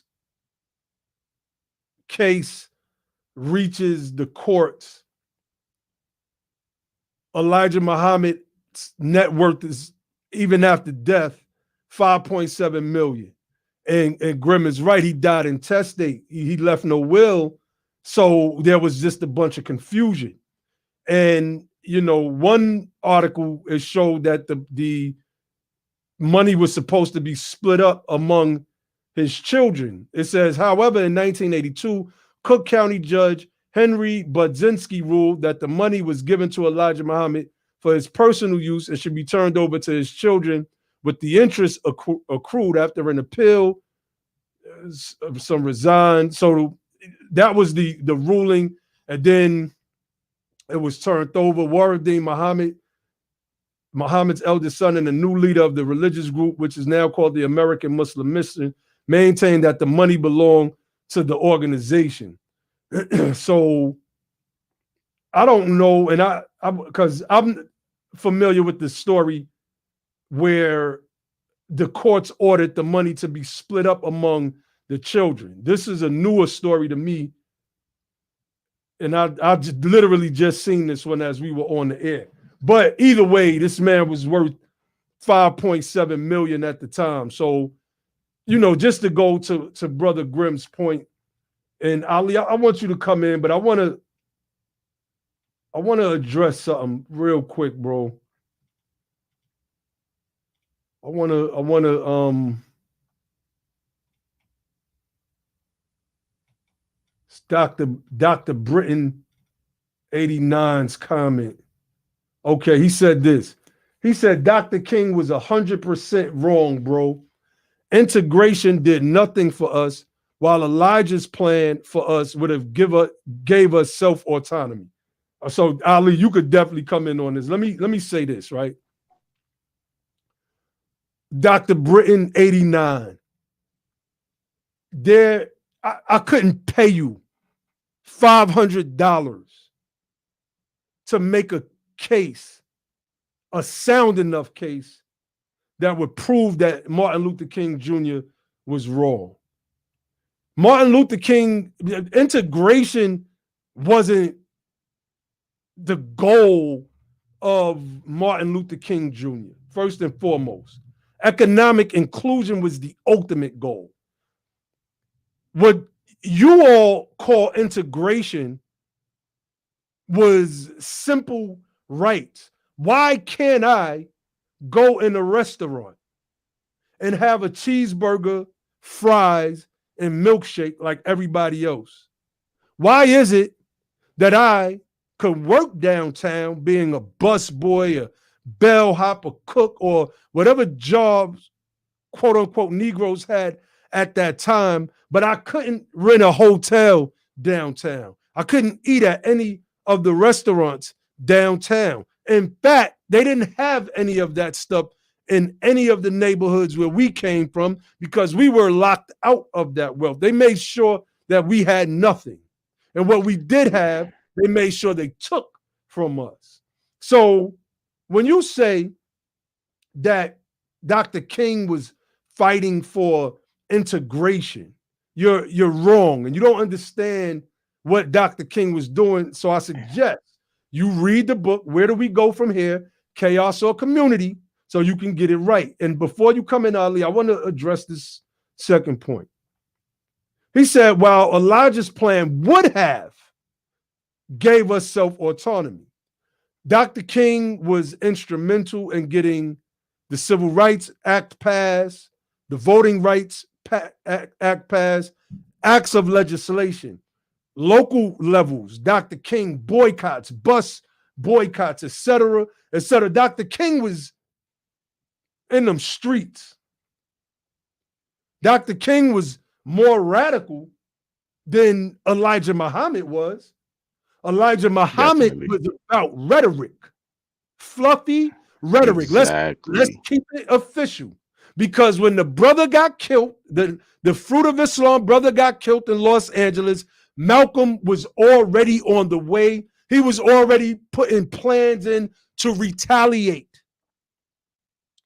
Elijah told him to stand down, and Malcolm was embarrassed by that. Malcolm was embarrassed by that and said something to the effect, if it wasn't for the mercy of Elijah Muhammad or something to that effect, it wasn't mercy. It wasn't mercy at all. It was Elijah just really didn't want that smoke. And while members of the Nation of Islam possibly could have gotten slaughtered, if this is the war that you claim that it is between good and evil, and you teach that Christians are waiting for a spook mystery god to come do something for them that we could do for ourselves, but then telling them not to take any action when harms befall them, because one day Allah in the person of Farad is going to come from a larger spaceship on a smaller spaceship and lead the destruction of the United States of America, that is just as worse as the Christian waiting for Jesus to come back and as some apparition to save them. Just as worse. So I had to address that. Bro. Rotten roots. Facts. I had to address that. D. Britain 89. You definitely need to get more verse. Yeah, go ahead, Ali. Well, let me say this about integration. Integration is being looked at in the wrong way. It was very much a political issue, not just a social one where, people, are looking for the opportunity to be able to live normal lives in terms of how they interact societally wise, but it was also primarily about politics and our political position in this country as tax-paying citizens. So this is the way I want people to think about integration. Stop thinking about amalgamation and hanging out with white people. My white son can sit with some white kid and play together or something like that, right? Stop thinking about it like that. Think about it in the sense of this was about citizenship and the rights of citizenship and having the ability to access every single right, immunity, privilege of citizenship that the so-called white people were able to access in this country as tax-paying citizens. Our people paying taxes, members of this society, contributing to the economy, but not able to access every aspect of citizenship the rights, immunities, and privileges of it that everyone is supposed to based on what the Constitution provides. So the fact of the matter is, when they're talking about integration, they're talking about integrating and being truly members of this political body called the United States of America in every aspect without being hindered by racist white people or the whims of white people. We don't need to be hamstrung by the whims of white people. We don't need to be hamstrung by racist whites using the legislative halls to hold us back, or using the judiciary to hold us back. This was about political maneuvering. It was about upward mobility. This was about being able to live the life of a citizen as a taxpayer in this country. That's what integration was about. Otherwise, didn't do what Elijah Muhammad was talking about doing, which is separation. Get out, expatriate. This is why I don't understand with this whole thing of this self-autonomy and all of this kind of stuff. The Nation of Islam never had self-autonomy. They've been here since 1930. There's never been no self-autonomy. Those people are citizens of the United States. They're taxpayers in this country. In essence, what they're doing is by paying taxes, they're funding their own oppression according to their own breakdown. So they should not be paying taxes. There's no way that any member of the Nation of Islam should be paying taxes to the United States government on any level. They shouldn't even be citizens here. We shouldn't have to listen to them consistently talking for years and years and years about separation. I don't want to hear that from these guys. Right. You have a whole quote unquote nation of people. What the heck are you waiting for? Why are you still in the United States? Don't talk to me about no self-autonomy and you're a taxpaying citizen of this country. Get out of here, man. Right. And that's the thing. And people keep forgetting the case, man. And when they talk about integration, and Naheem summed it up pretty good. But the thing about it was this: there was no such thing as separate but equal. That's right. And that's what it is summed up to. You know, they were saying, oh yeah, the case say, well, we'll have separate but equal. We never got, in those days, we never got the same quality of books that they got. We never, the separate water fountains, the separate public facilities, they were all substandard. So being that human beings are wrong and imperfect, whenever you have these separate facilities, like somebody put that in the comments too, we were paying just as much taxes as anybody else, if not more, right? And we're getting substandard societal services and government services and things of that nature. So really, that was what all it was about.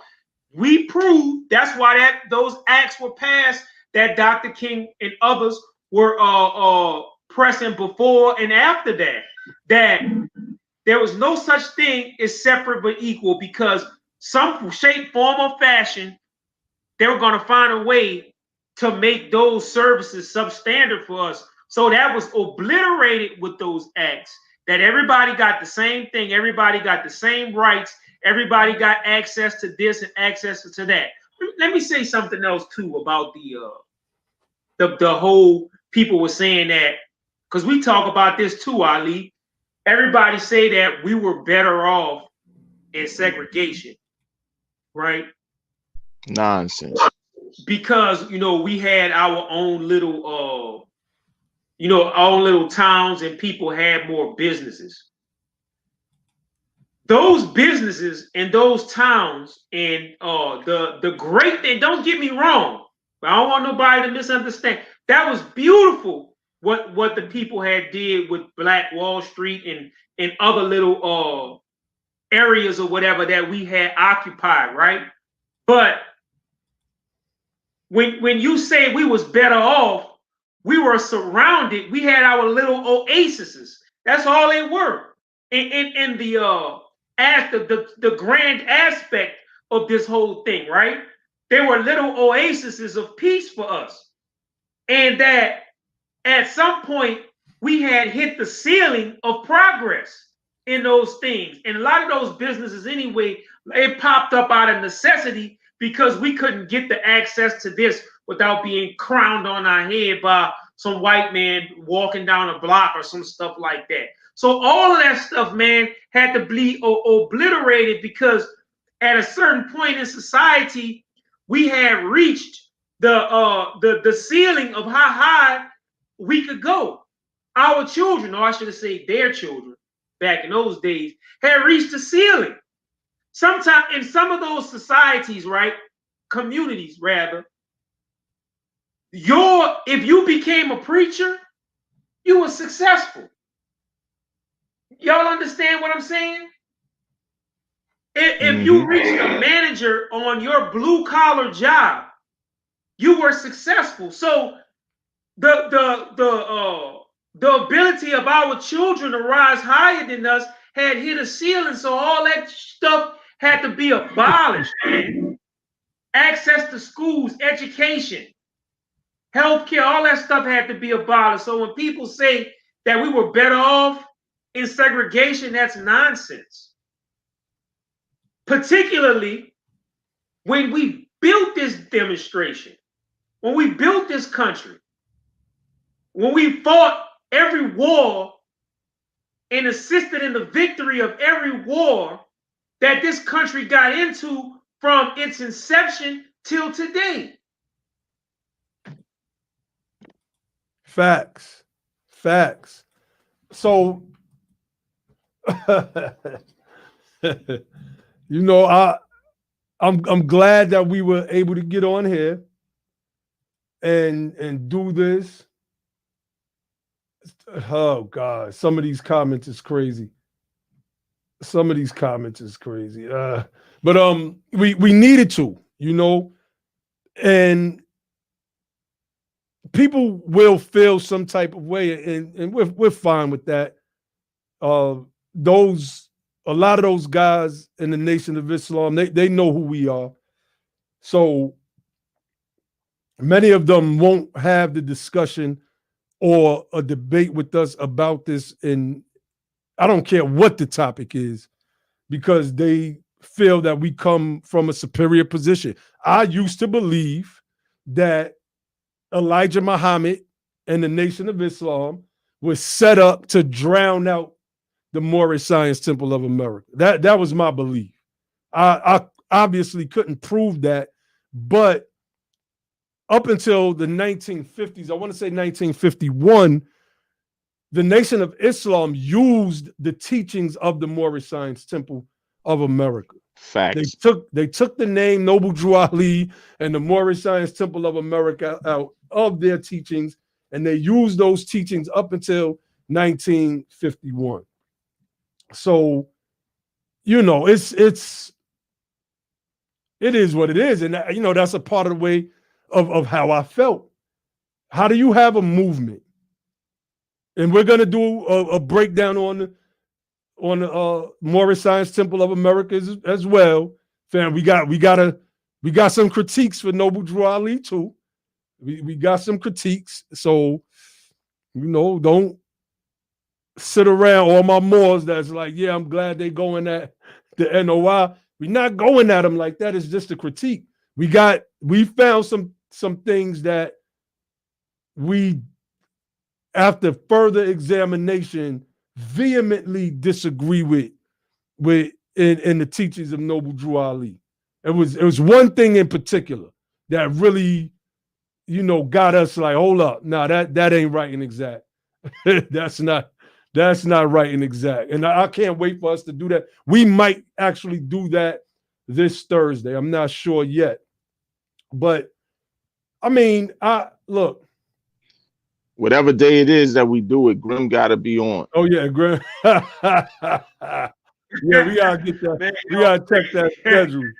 We gotta check that. Hey man, I already had dudes lying on me, man, and slandering me, man, from that school. You know what I'm saying? Must go put your picture up with a Masonic hat on. Oh, he's a traitor. He's a this. Or he's part of the boule. But yeah, we go do it. Yeah, definitely. I mean, it is what it is.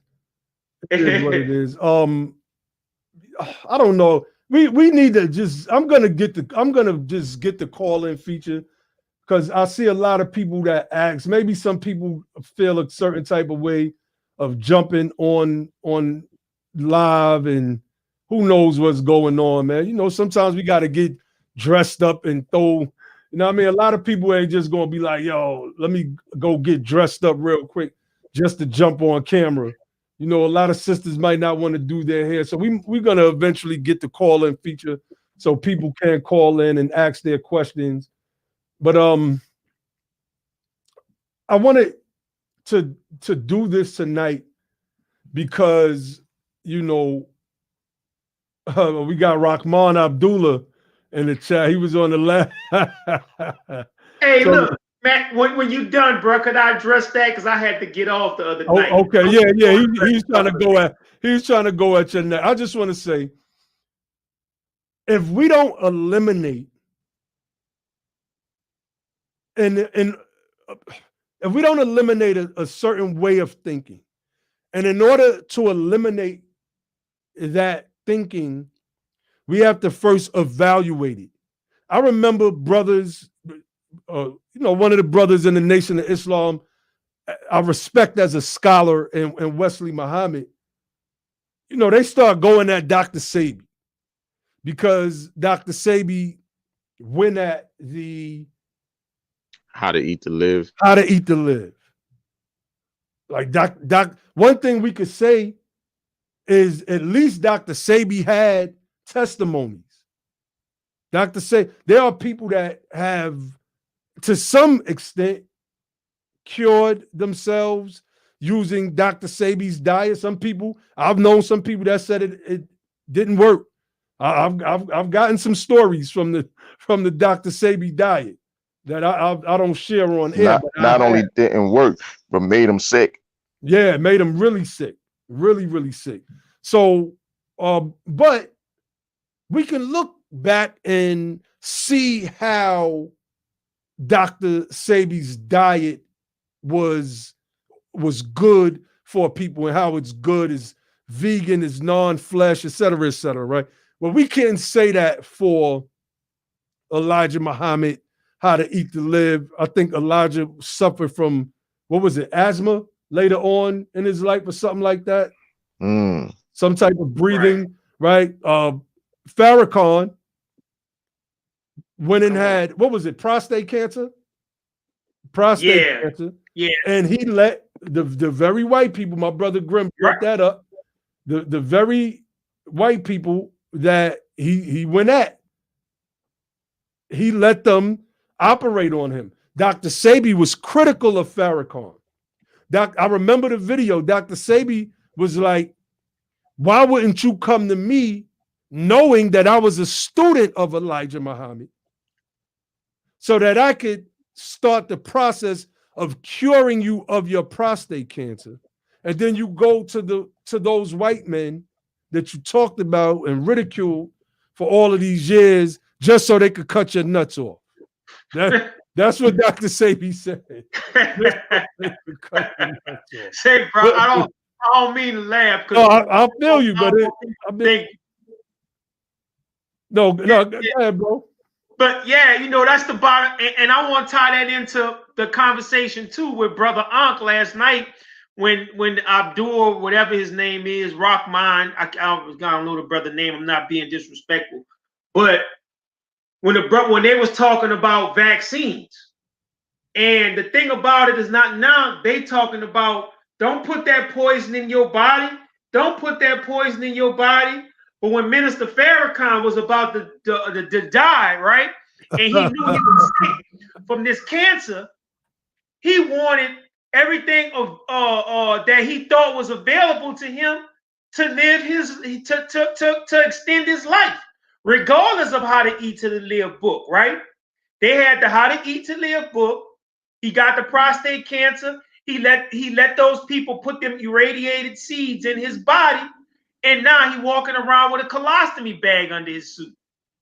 You see what I'm saying? And that you know, man, that's the type of things that really, you know, man, just scratches me, man, about about a lot of hypocrisy. this stuff, because not only that, Elijah Muhammad was the author of the How to Eat to Live book, right? That's all you have to do is you'll go look up Elijah Muhammad's death certificate. And the death certificate will tell you that Elijah Muhammad died of diabetes mellitus and congestive heart failure when he was the direct student of the man who he say taught him how to eat shit, how to eat good stuff, excuse my language, right? Diabetes mellitus. Let's just give him the congestive heart failure. That could be consequences of old age. And then not only that, people don't realize that this wasn't nothing that was just like onset or whatever from, man, this dude lived sick like that all his goddamn, his whole career as the leader of the Nation of Islam. At one point, he was sick as hell, and he was the master of the diet. Farrakhan got the best, probably got the best how to eat to live cooks and chefs and servants in his household that could cook him all kinds of wholesome meals, right? But they'll tell you that diet is the root of all of these diseases, which it is in a lot of respects. But you tell me the student of the master couldn't use the How to Eat to Live book to take care of himself better? Come on, man. Hey, bro, and let me tell you something about that, right? The brother said something on the last show about meeting with doctors from Cuba and stuff like that, right? That the nation having meetings with all this doctor. That's all the nation do is have meetings every goddamn Sunday. You know, nothing ever changed. Just because you meeting with a doctor, how the heck is that going to help all of these people that are dying with COVID today, tomorrow, the day before, right? Hey, Minister Kevin, right here in New York City, Minister Kevin Muhammad caught that and passed away from it, man. Right. That's right. So how is them meeting with some Cuban doctors or Minister Farrakhan's children who went to medical school in Cuba and they call all these doctors, right? How that's gonna save people? And everybody got their little thing about the vaccine. I'm a healthcare worker, right? I'm a first responder. Me personally, I'm taking that vaccine in a couple of days. That's me. You follow what I'm saying? Because this disease ain't going away, man. You know, it's something that occurred in nature. We're gonna need scientists. We're gonna need science, to basically to fix this thing. And that's the bottom line, man. No herb, what Unc said, herbs and berries. This stuff ain't gonna stop. The Nation of Islam having to be. Look, another thing too. I'm sorry, bro. This is not the first time the nation did that. I forgot the brother who's a physician who was the national representative, Ali Muhammad. He was a doctor back then, and they was talking about they had to cure the AIDS, HIV back then. The fuck happened with that? You know? So, man, Word. I'm telling y'all, a rotten tree, rotten roots, or rotten fruit, right? From a man who used Islam as a pretext to teach a whole bunch of other weird stuff that can't be proven. You follow him? Man, man, let me say this. I'm done. I'll follow Clarence 13X before I follow that dude. You follow? At least Clarence 13X was active in politics, you know? But, bro, I'm not speaking for Naheem. I'm not speaking for BETHEPOWER. I'm not speaking for Ali or anybody else, man. But, hey, basically the real root, the root of this show, I should say, right, was the fact that those people, whether you in a Muslim, whether you in the Nation of Islam, those people passed on a lot of ideology ideologies that people accepted, and that is even a hindrance to our people today as far as interacting with politics and activism and things of that nature. So I appreciate y'all. I apologize to anybody I offended, man. But a rotten tree, and like I said, I come from all of those schools of knowledge, man, and I spent a great majority of my life supporting these people and their programs in order to get kicked in the backside. So that wakes you up. And I followed Elijah, the noble Drew Ali's, and all of that stuff. But guess what? The greatest spiritual masters, man, was right. Man, how you always looking at this guy in Chicago, this guy in Detroit. Man, some of the greatest spiritual masters, man, was right there in my own backyard in New Orleans. Some of the greatest spiritual teachers was right here in my goddamn family. And I'm looking at Ali, and I'm looking at Elijah Muhammad, and I'm looking for Farad and this one and that one. And sometimes, man, some of the greatest stuff be right there in your backyard. And in my older age, I'm realizing that. I don't need these people, man. So I'm gonna tell the truth about their defects. That's right, bro. Let me tell you, man, I feel the same way. The person who I would say probably had the greatest influence on my life in terms of the way I view things, the way I perceive things, the way I process information, my understanding of stuff was my own father, my own birth father. Probably had the most influence on me and who I am as a man and the way that I function and think in society. None of those other guys. You know what I mean? Oh yeah. I mean, I love these comments right here. Abba went from being a Moor to an ADOS, shaking my head.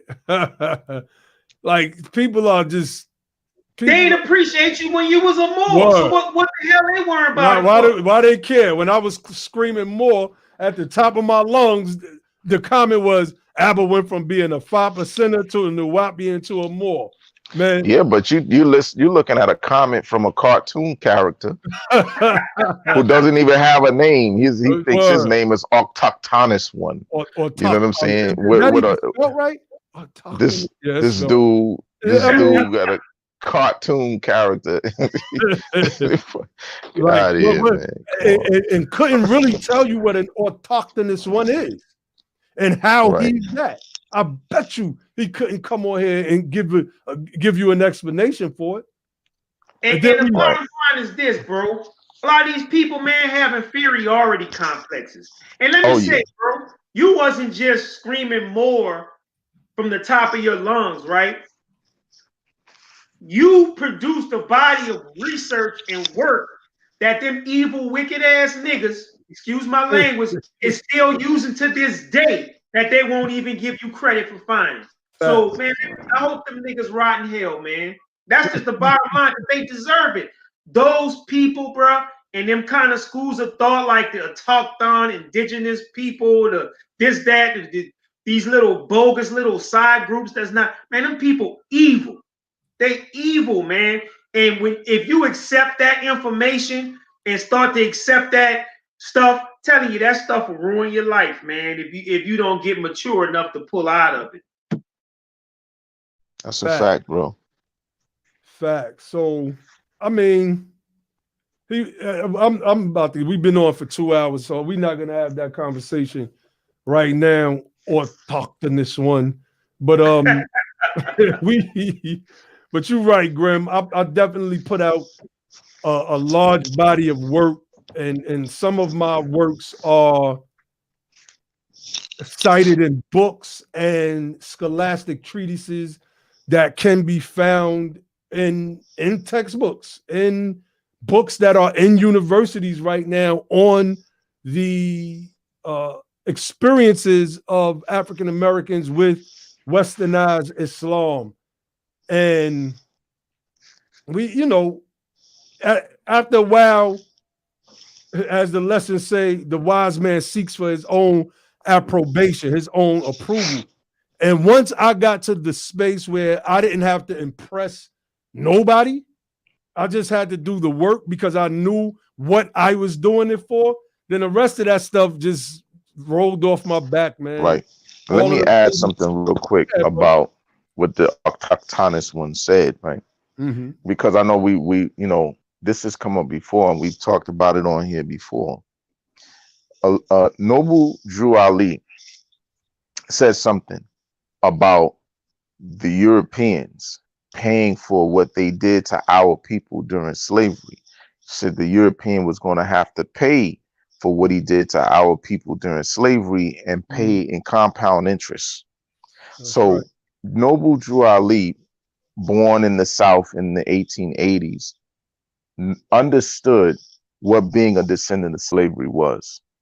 He understood that. That's He right. knew that that's what those sharecroppers who were following him were. That's right. He knew who he was. He knew who his people was. He knew who he was talking to. So that's why he made such a comment.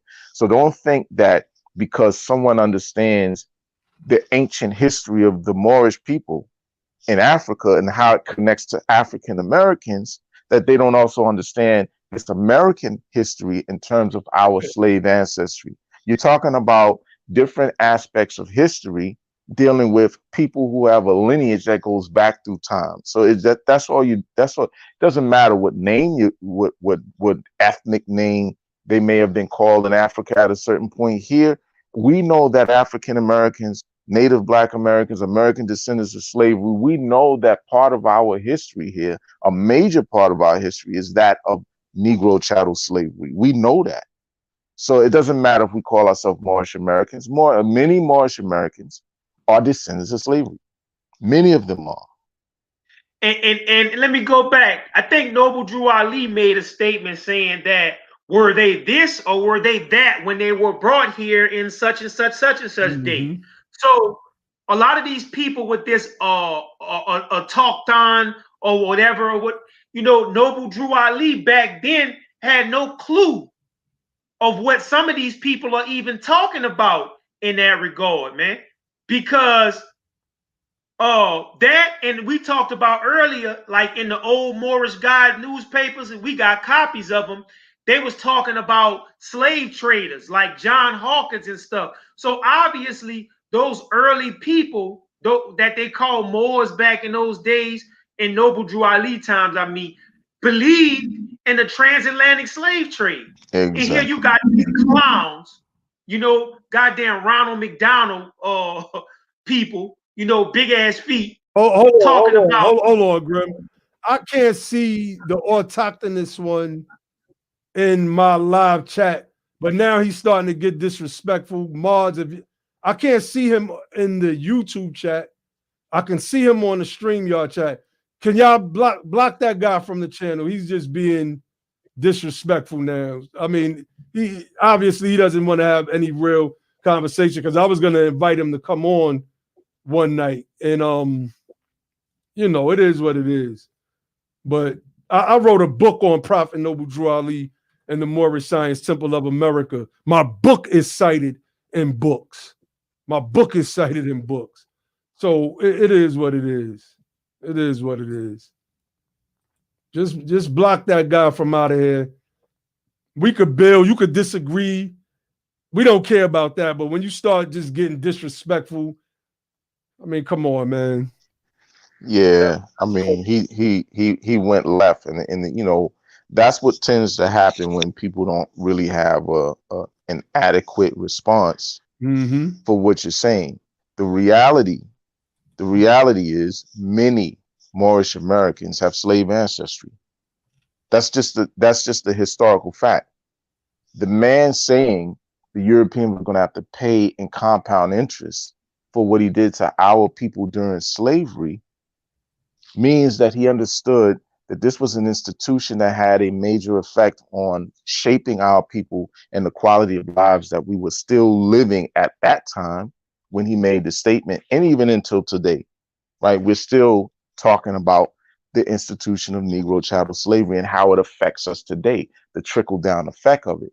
So the bottom line is that's a part of our history that, it's just a part of our history here in America. You understand? Any court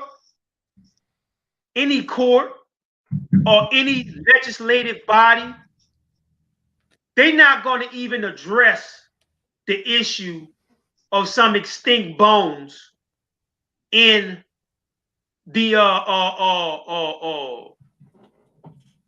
in the earth, right? As far as any indigenous Africans that may have came here pre-colonially. Right. They don't want to talk about that. They don't care about that. Basically, what they care about, the legislative and the judicial branches, is how are we going to defend our claims, right, for equal rights, justice, and being repaired, thus reparations. They don't want to hear anything about an Olmec statue in Mexico. They don't want to hear anything about Poverty Point in northern Louisiana being the oldest establishment here, because nobody can prove that they're an Olmec. That's nobody can prove that they're from Poverty Point, Washita territory, right? They don't want to hear anything about some old extinct bones. They want to hear a specific claim of justice. And the specific claim of justice is tied, as you all talked about many times in the past, is tied to the chattel institution of slavery. So they have the hang up of addressing the slave thing, right? We know what Noble Drew Ali did and tried to do. He wasn't the first one to do that. We'll talk about that, right? In another show.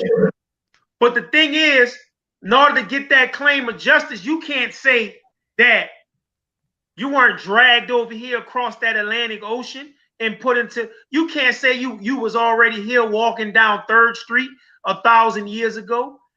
Man, and you know the thing about it, I used to teach that stuff. You probably find old videos of me teaching that junk, but I'm more mature now and I see it. Man, that stuff is not where it's at, man. Right.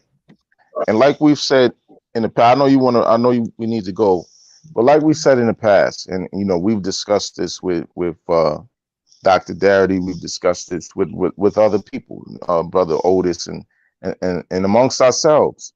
The issue is this: if you're going to take a claim to a government, the government is only going to deal with whatever it is that you're talking about based on when they were established. This government was established in 1776, officially established. I know we can talk about the Union being established with the Articles of Association in 1774, but officially in 1776 when they declared independence, and from that point on operated as a sovereign entity, separate and distinct from its former sovereign.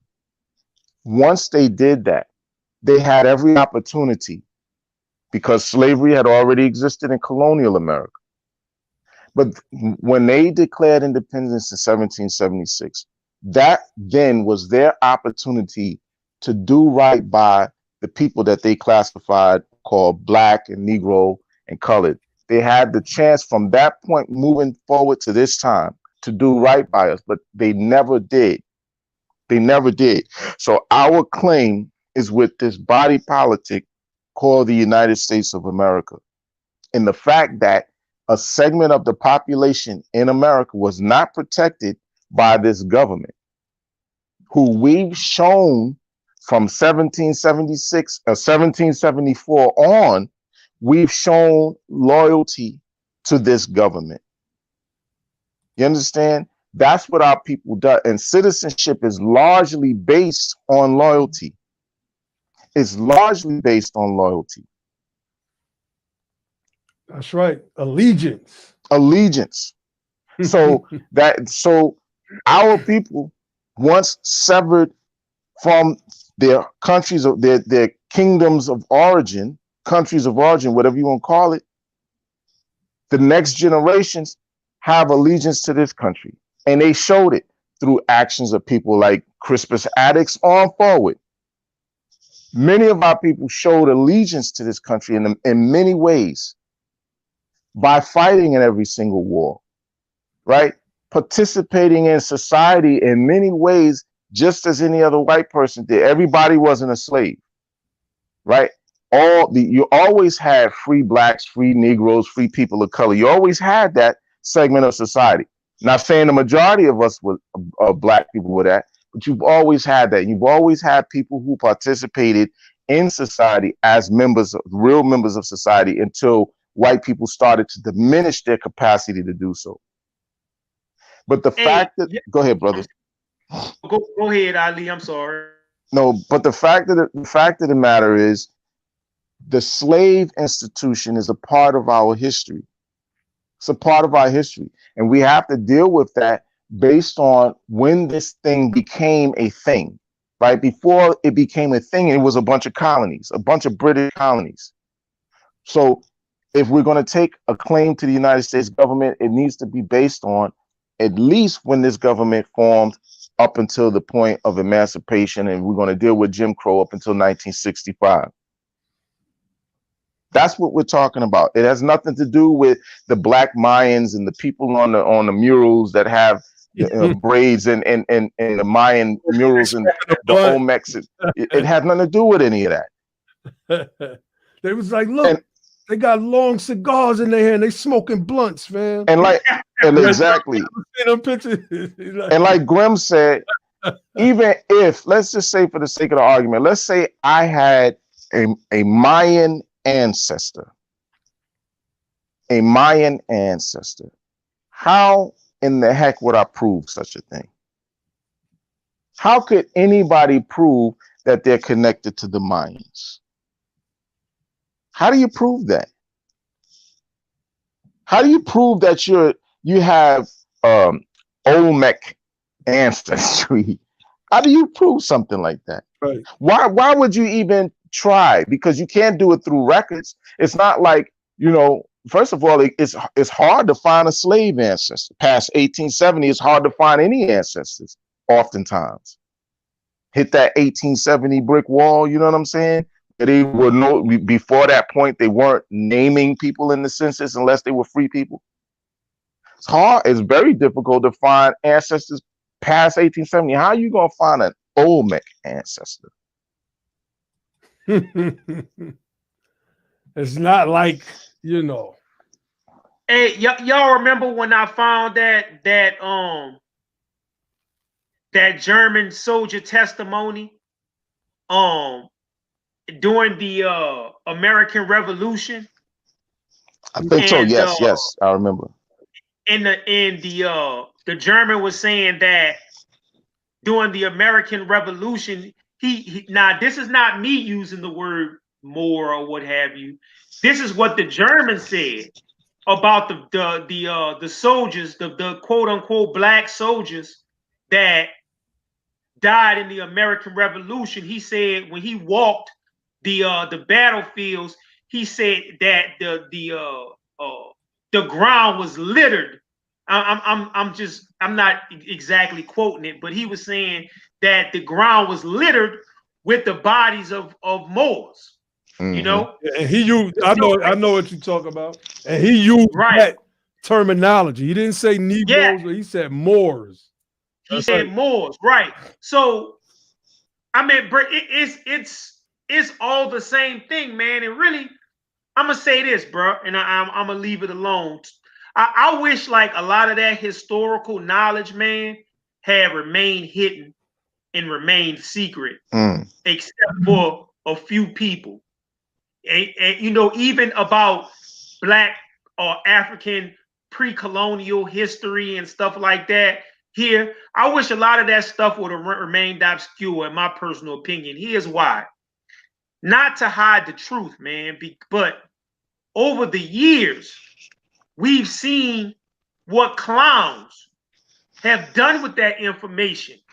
They'll find a little bit of historical information and then warped the whole thing all out of context, man. Yeah. So now this is why we have the confusion that we have with these Octon people, and that these African Americans ain't African type people. So here's the problem.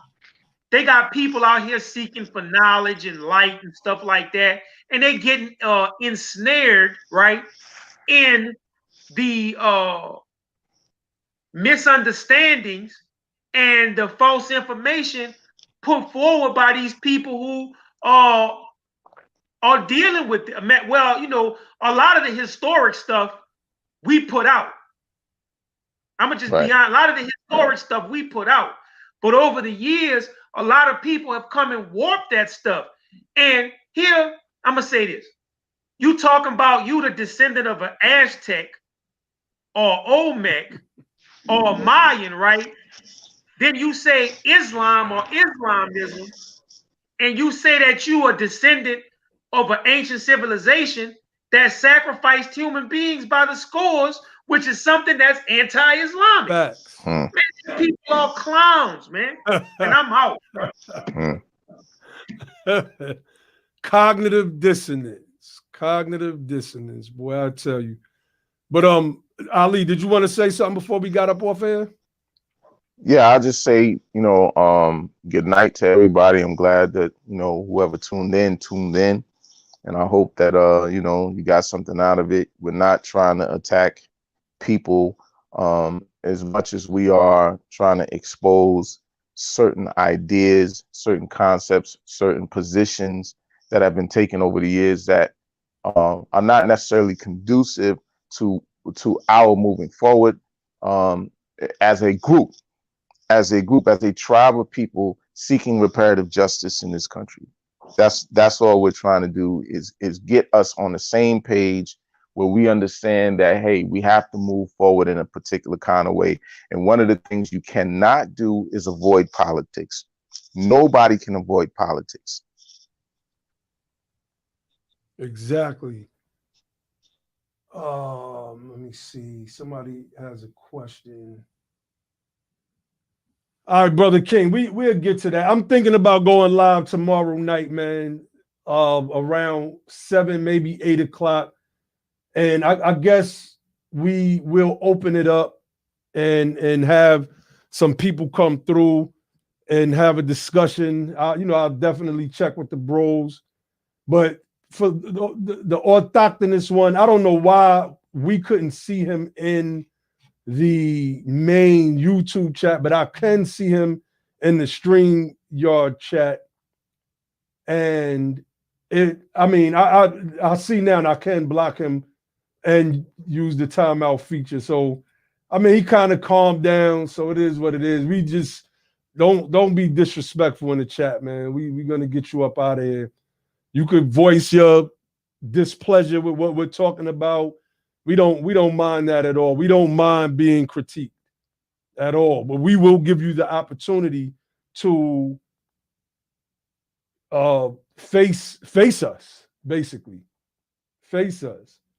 You know, Joel Armstrong said, "Hey, Grim, we need this info. This info, once taught properly, will set our offspring free."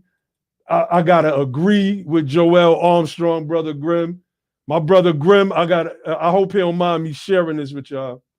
But my brother Grim is a very, very smart dude. He got a lot of books. This dude be talking about starting a bonfire out of all of his books and setting them on flame. I'm like, nah, you know, I'll try to talk him out of some of that stuff sometimes. Like, That's nah, funny. bro, nah, you don't need to do that, man. You don't need to do that. Man. This brother has gone through, unlike most people that I know, Grim has gone through so many different schools. And not, when I say gone through, I don't mean just read about certain pieces of information. Actually, this brother was actually a member of many organizations. Word. The civil rights organizations, Masonic, religious, you name it. You understand? Like, this brother's been and a lot of different, involved in a lot of different things. And so he carries a lot of information, whole ton of information. But right now we in the school of the slim gorillas. The slim, slim gorillas, the slim silverbacks is on deck. Straight up. So well, you know, too, man, I'm gonna have to say to the audience, you know, man, my tone a little different from y'all. I'm gonna have to apologize when I come on. I'm gonna have to tone it down a little bit, man. But you know, bro, I carry a lot of hurt too, and I carry a lot of pain, you know, just from being, you know, misused and abused by all of these people in this movement. And y'all know I talk to y'all about that all the time. You trying to do the justice, mercy, love, and right, man. And then people just keep sticking knives in your back and in your gut and twisting and twisting.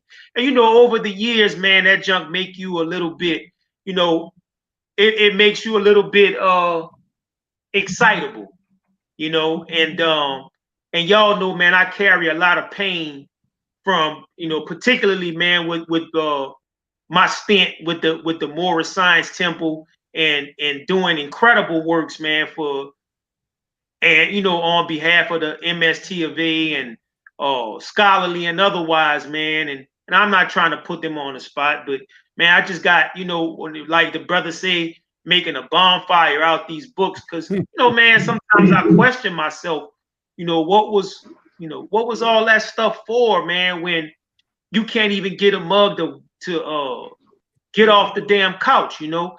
You know, it's easy to be the emperor of Morocco in your grandma's basement. Let's get so, you know, let's get up and do some work, man. And you know, people be mad at you because you want to do something, or you bring yo, hold on. Remember the group out of Philly, the Mexamore Empire, and the dude is supposed to be like the emperor of all the Moors over America and Africa and all over the world. The Mexamore Empire. Straight clown. Oh yeah, definitely. Oh God. And they was like the poorest looking people that you like. I mean, you know, listen, it ain't no disrespect, man, because our people apparently, you know, it's very obvious our people have been bottom casted, right? We know that. You can't but they didn't know it. They think that they was like, they think they were some kind of empire. You know what I'm saying? Like, it was crazy, man. Dude, craziness. Running around with silver coins and that they had minted with the leader's face. I was like, so could I take one of them silver? They was like, we don't use American fiat currency. I was like, so can I take one of your silver coins and go into a bodega, let's say, and flick it up on the counter and get a loaf of bread? Are they going to give me change back in silver? How does that? So the dude came on the thread. It was like, well, no, we take the silver to the currency exchange and get the cash and then go utilize it. I said, but ain't that still using? Of course it is. Of course it is. Come on. Those guys were so retarded, man. This is why these particular topics are important. We've done one on the Moors before. We invited some of the Moorish brothers to come on. And when I say the Moorish, we wanted some brothers from the MST of A to come on too. Our beef is not necessarily with a lot of what they teach out in the public, more than you know, their sometimes crazy, eccentric, dogmatic views. But those other ones that I call the Faker Moors, the Taj Tariq Bayites, and those that follow, you know, the Sabir Bays and Alim Bays and such and such and such and such. And there's a couple new people that are out now talk about get your Moorish trust and your deed to the land. Man, if y'all don't get up, even though I'm not a part of that organization no more, when I see those posts, I still make it my business to comment on them and say, yo, y'all still making the Moorish movement look bad. And that's what happened when you push away the scholars, and now we on here doing Be the Power, getting our people's minds right. So I want to thank. You want to say something, Ali? Nah, well, maybe I shouldn't say what I was gonna say. You can go ahead. So we're gonna get up off of here, fam. I want to thank my Be the Power bros for coming through. My brother Ali, my brother Grim. He a part of our original core group. That's the right. Almighty Supreme Team. So I got to give a shout out to my Supreme Team bros as well. I want to give a shout out to the OG Juan, aka Obi-Wan, as well. And we might come back on Thursday. You wanted to say something real quick, Grim? Nah, I was just thinking about Obi-Wan, man. Yeah, man. He good. He doing good. And we might come back on Thursday and do the show and the critique on Noble Drew Ali. You know, we got to do that, and we got to do the show on culture. We got to deal with this whole thing of Native Black Americans didn't have any culture until West Indians or Caribbean people came and gave it to us. We got to deal with that. Yeah. Oh man, you right. You are right. We were supposed to do that last week. Matter of fact. All right, so I guess we'll decide. We need to do that. Did Caribbeans give us hip hop? And did Caribbeans give us hip hop and culture? We need to definitely do that. We need to do that. So I'll leave y'all with the platform's motto, which is don't just fight the power, become the power. And then and only then will you have the power to make a change. And with that, I say peace.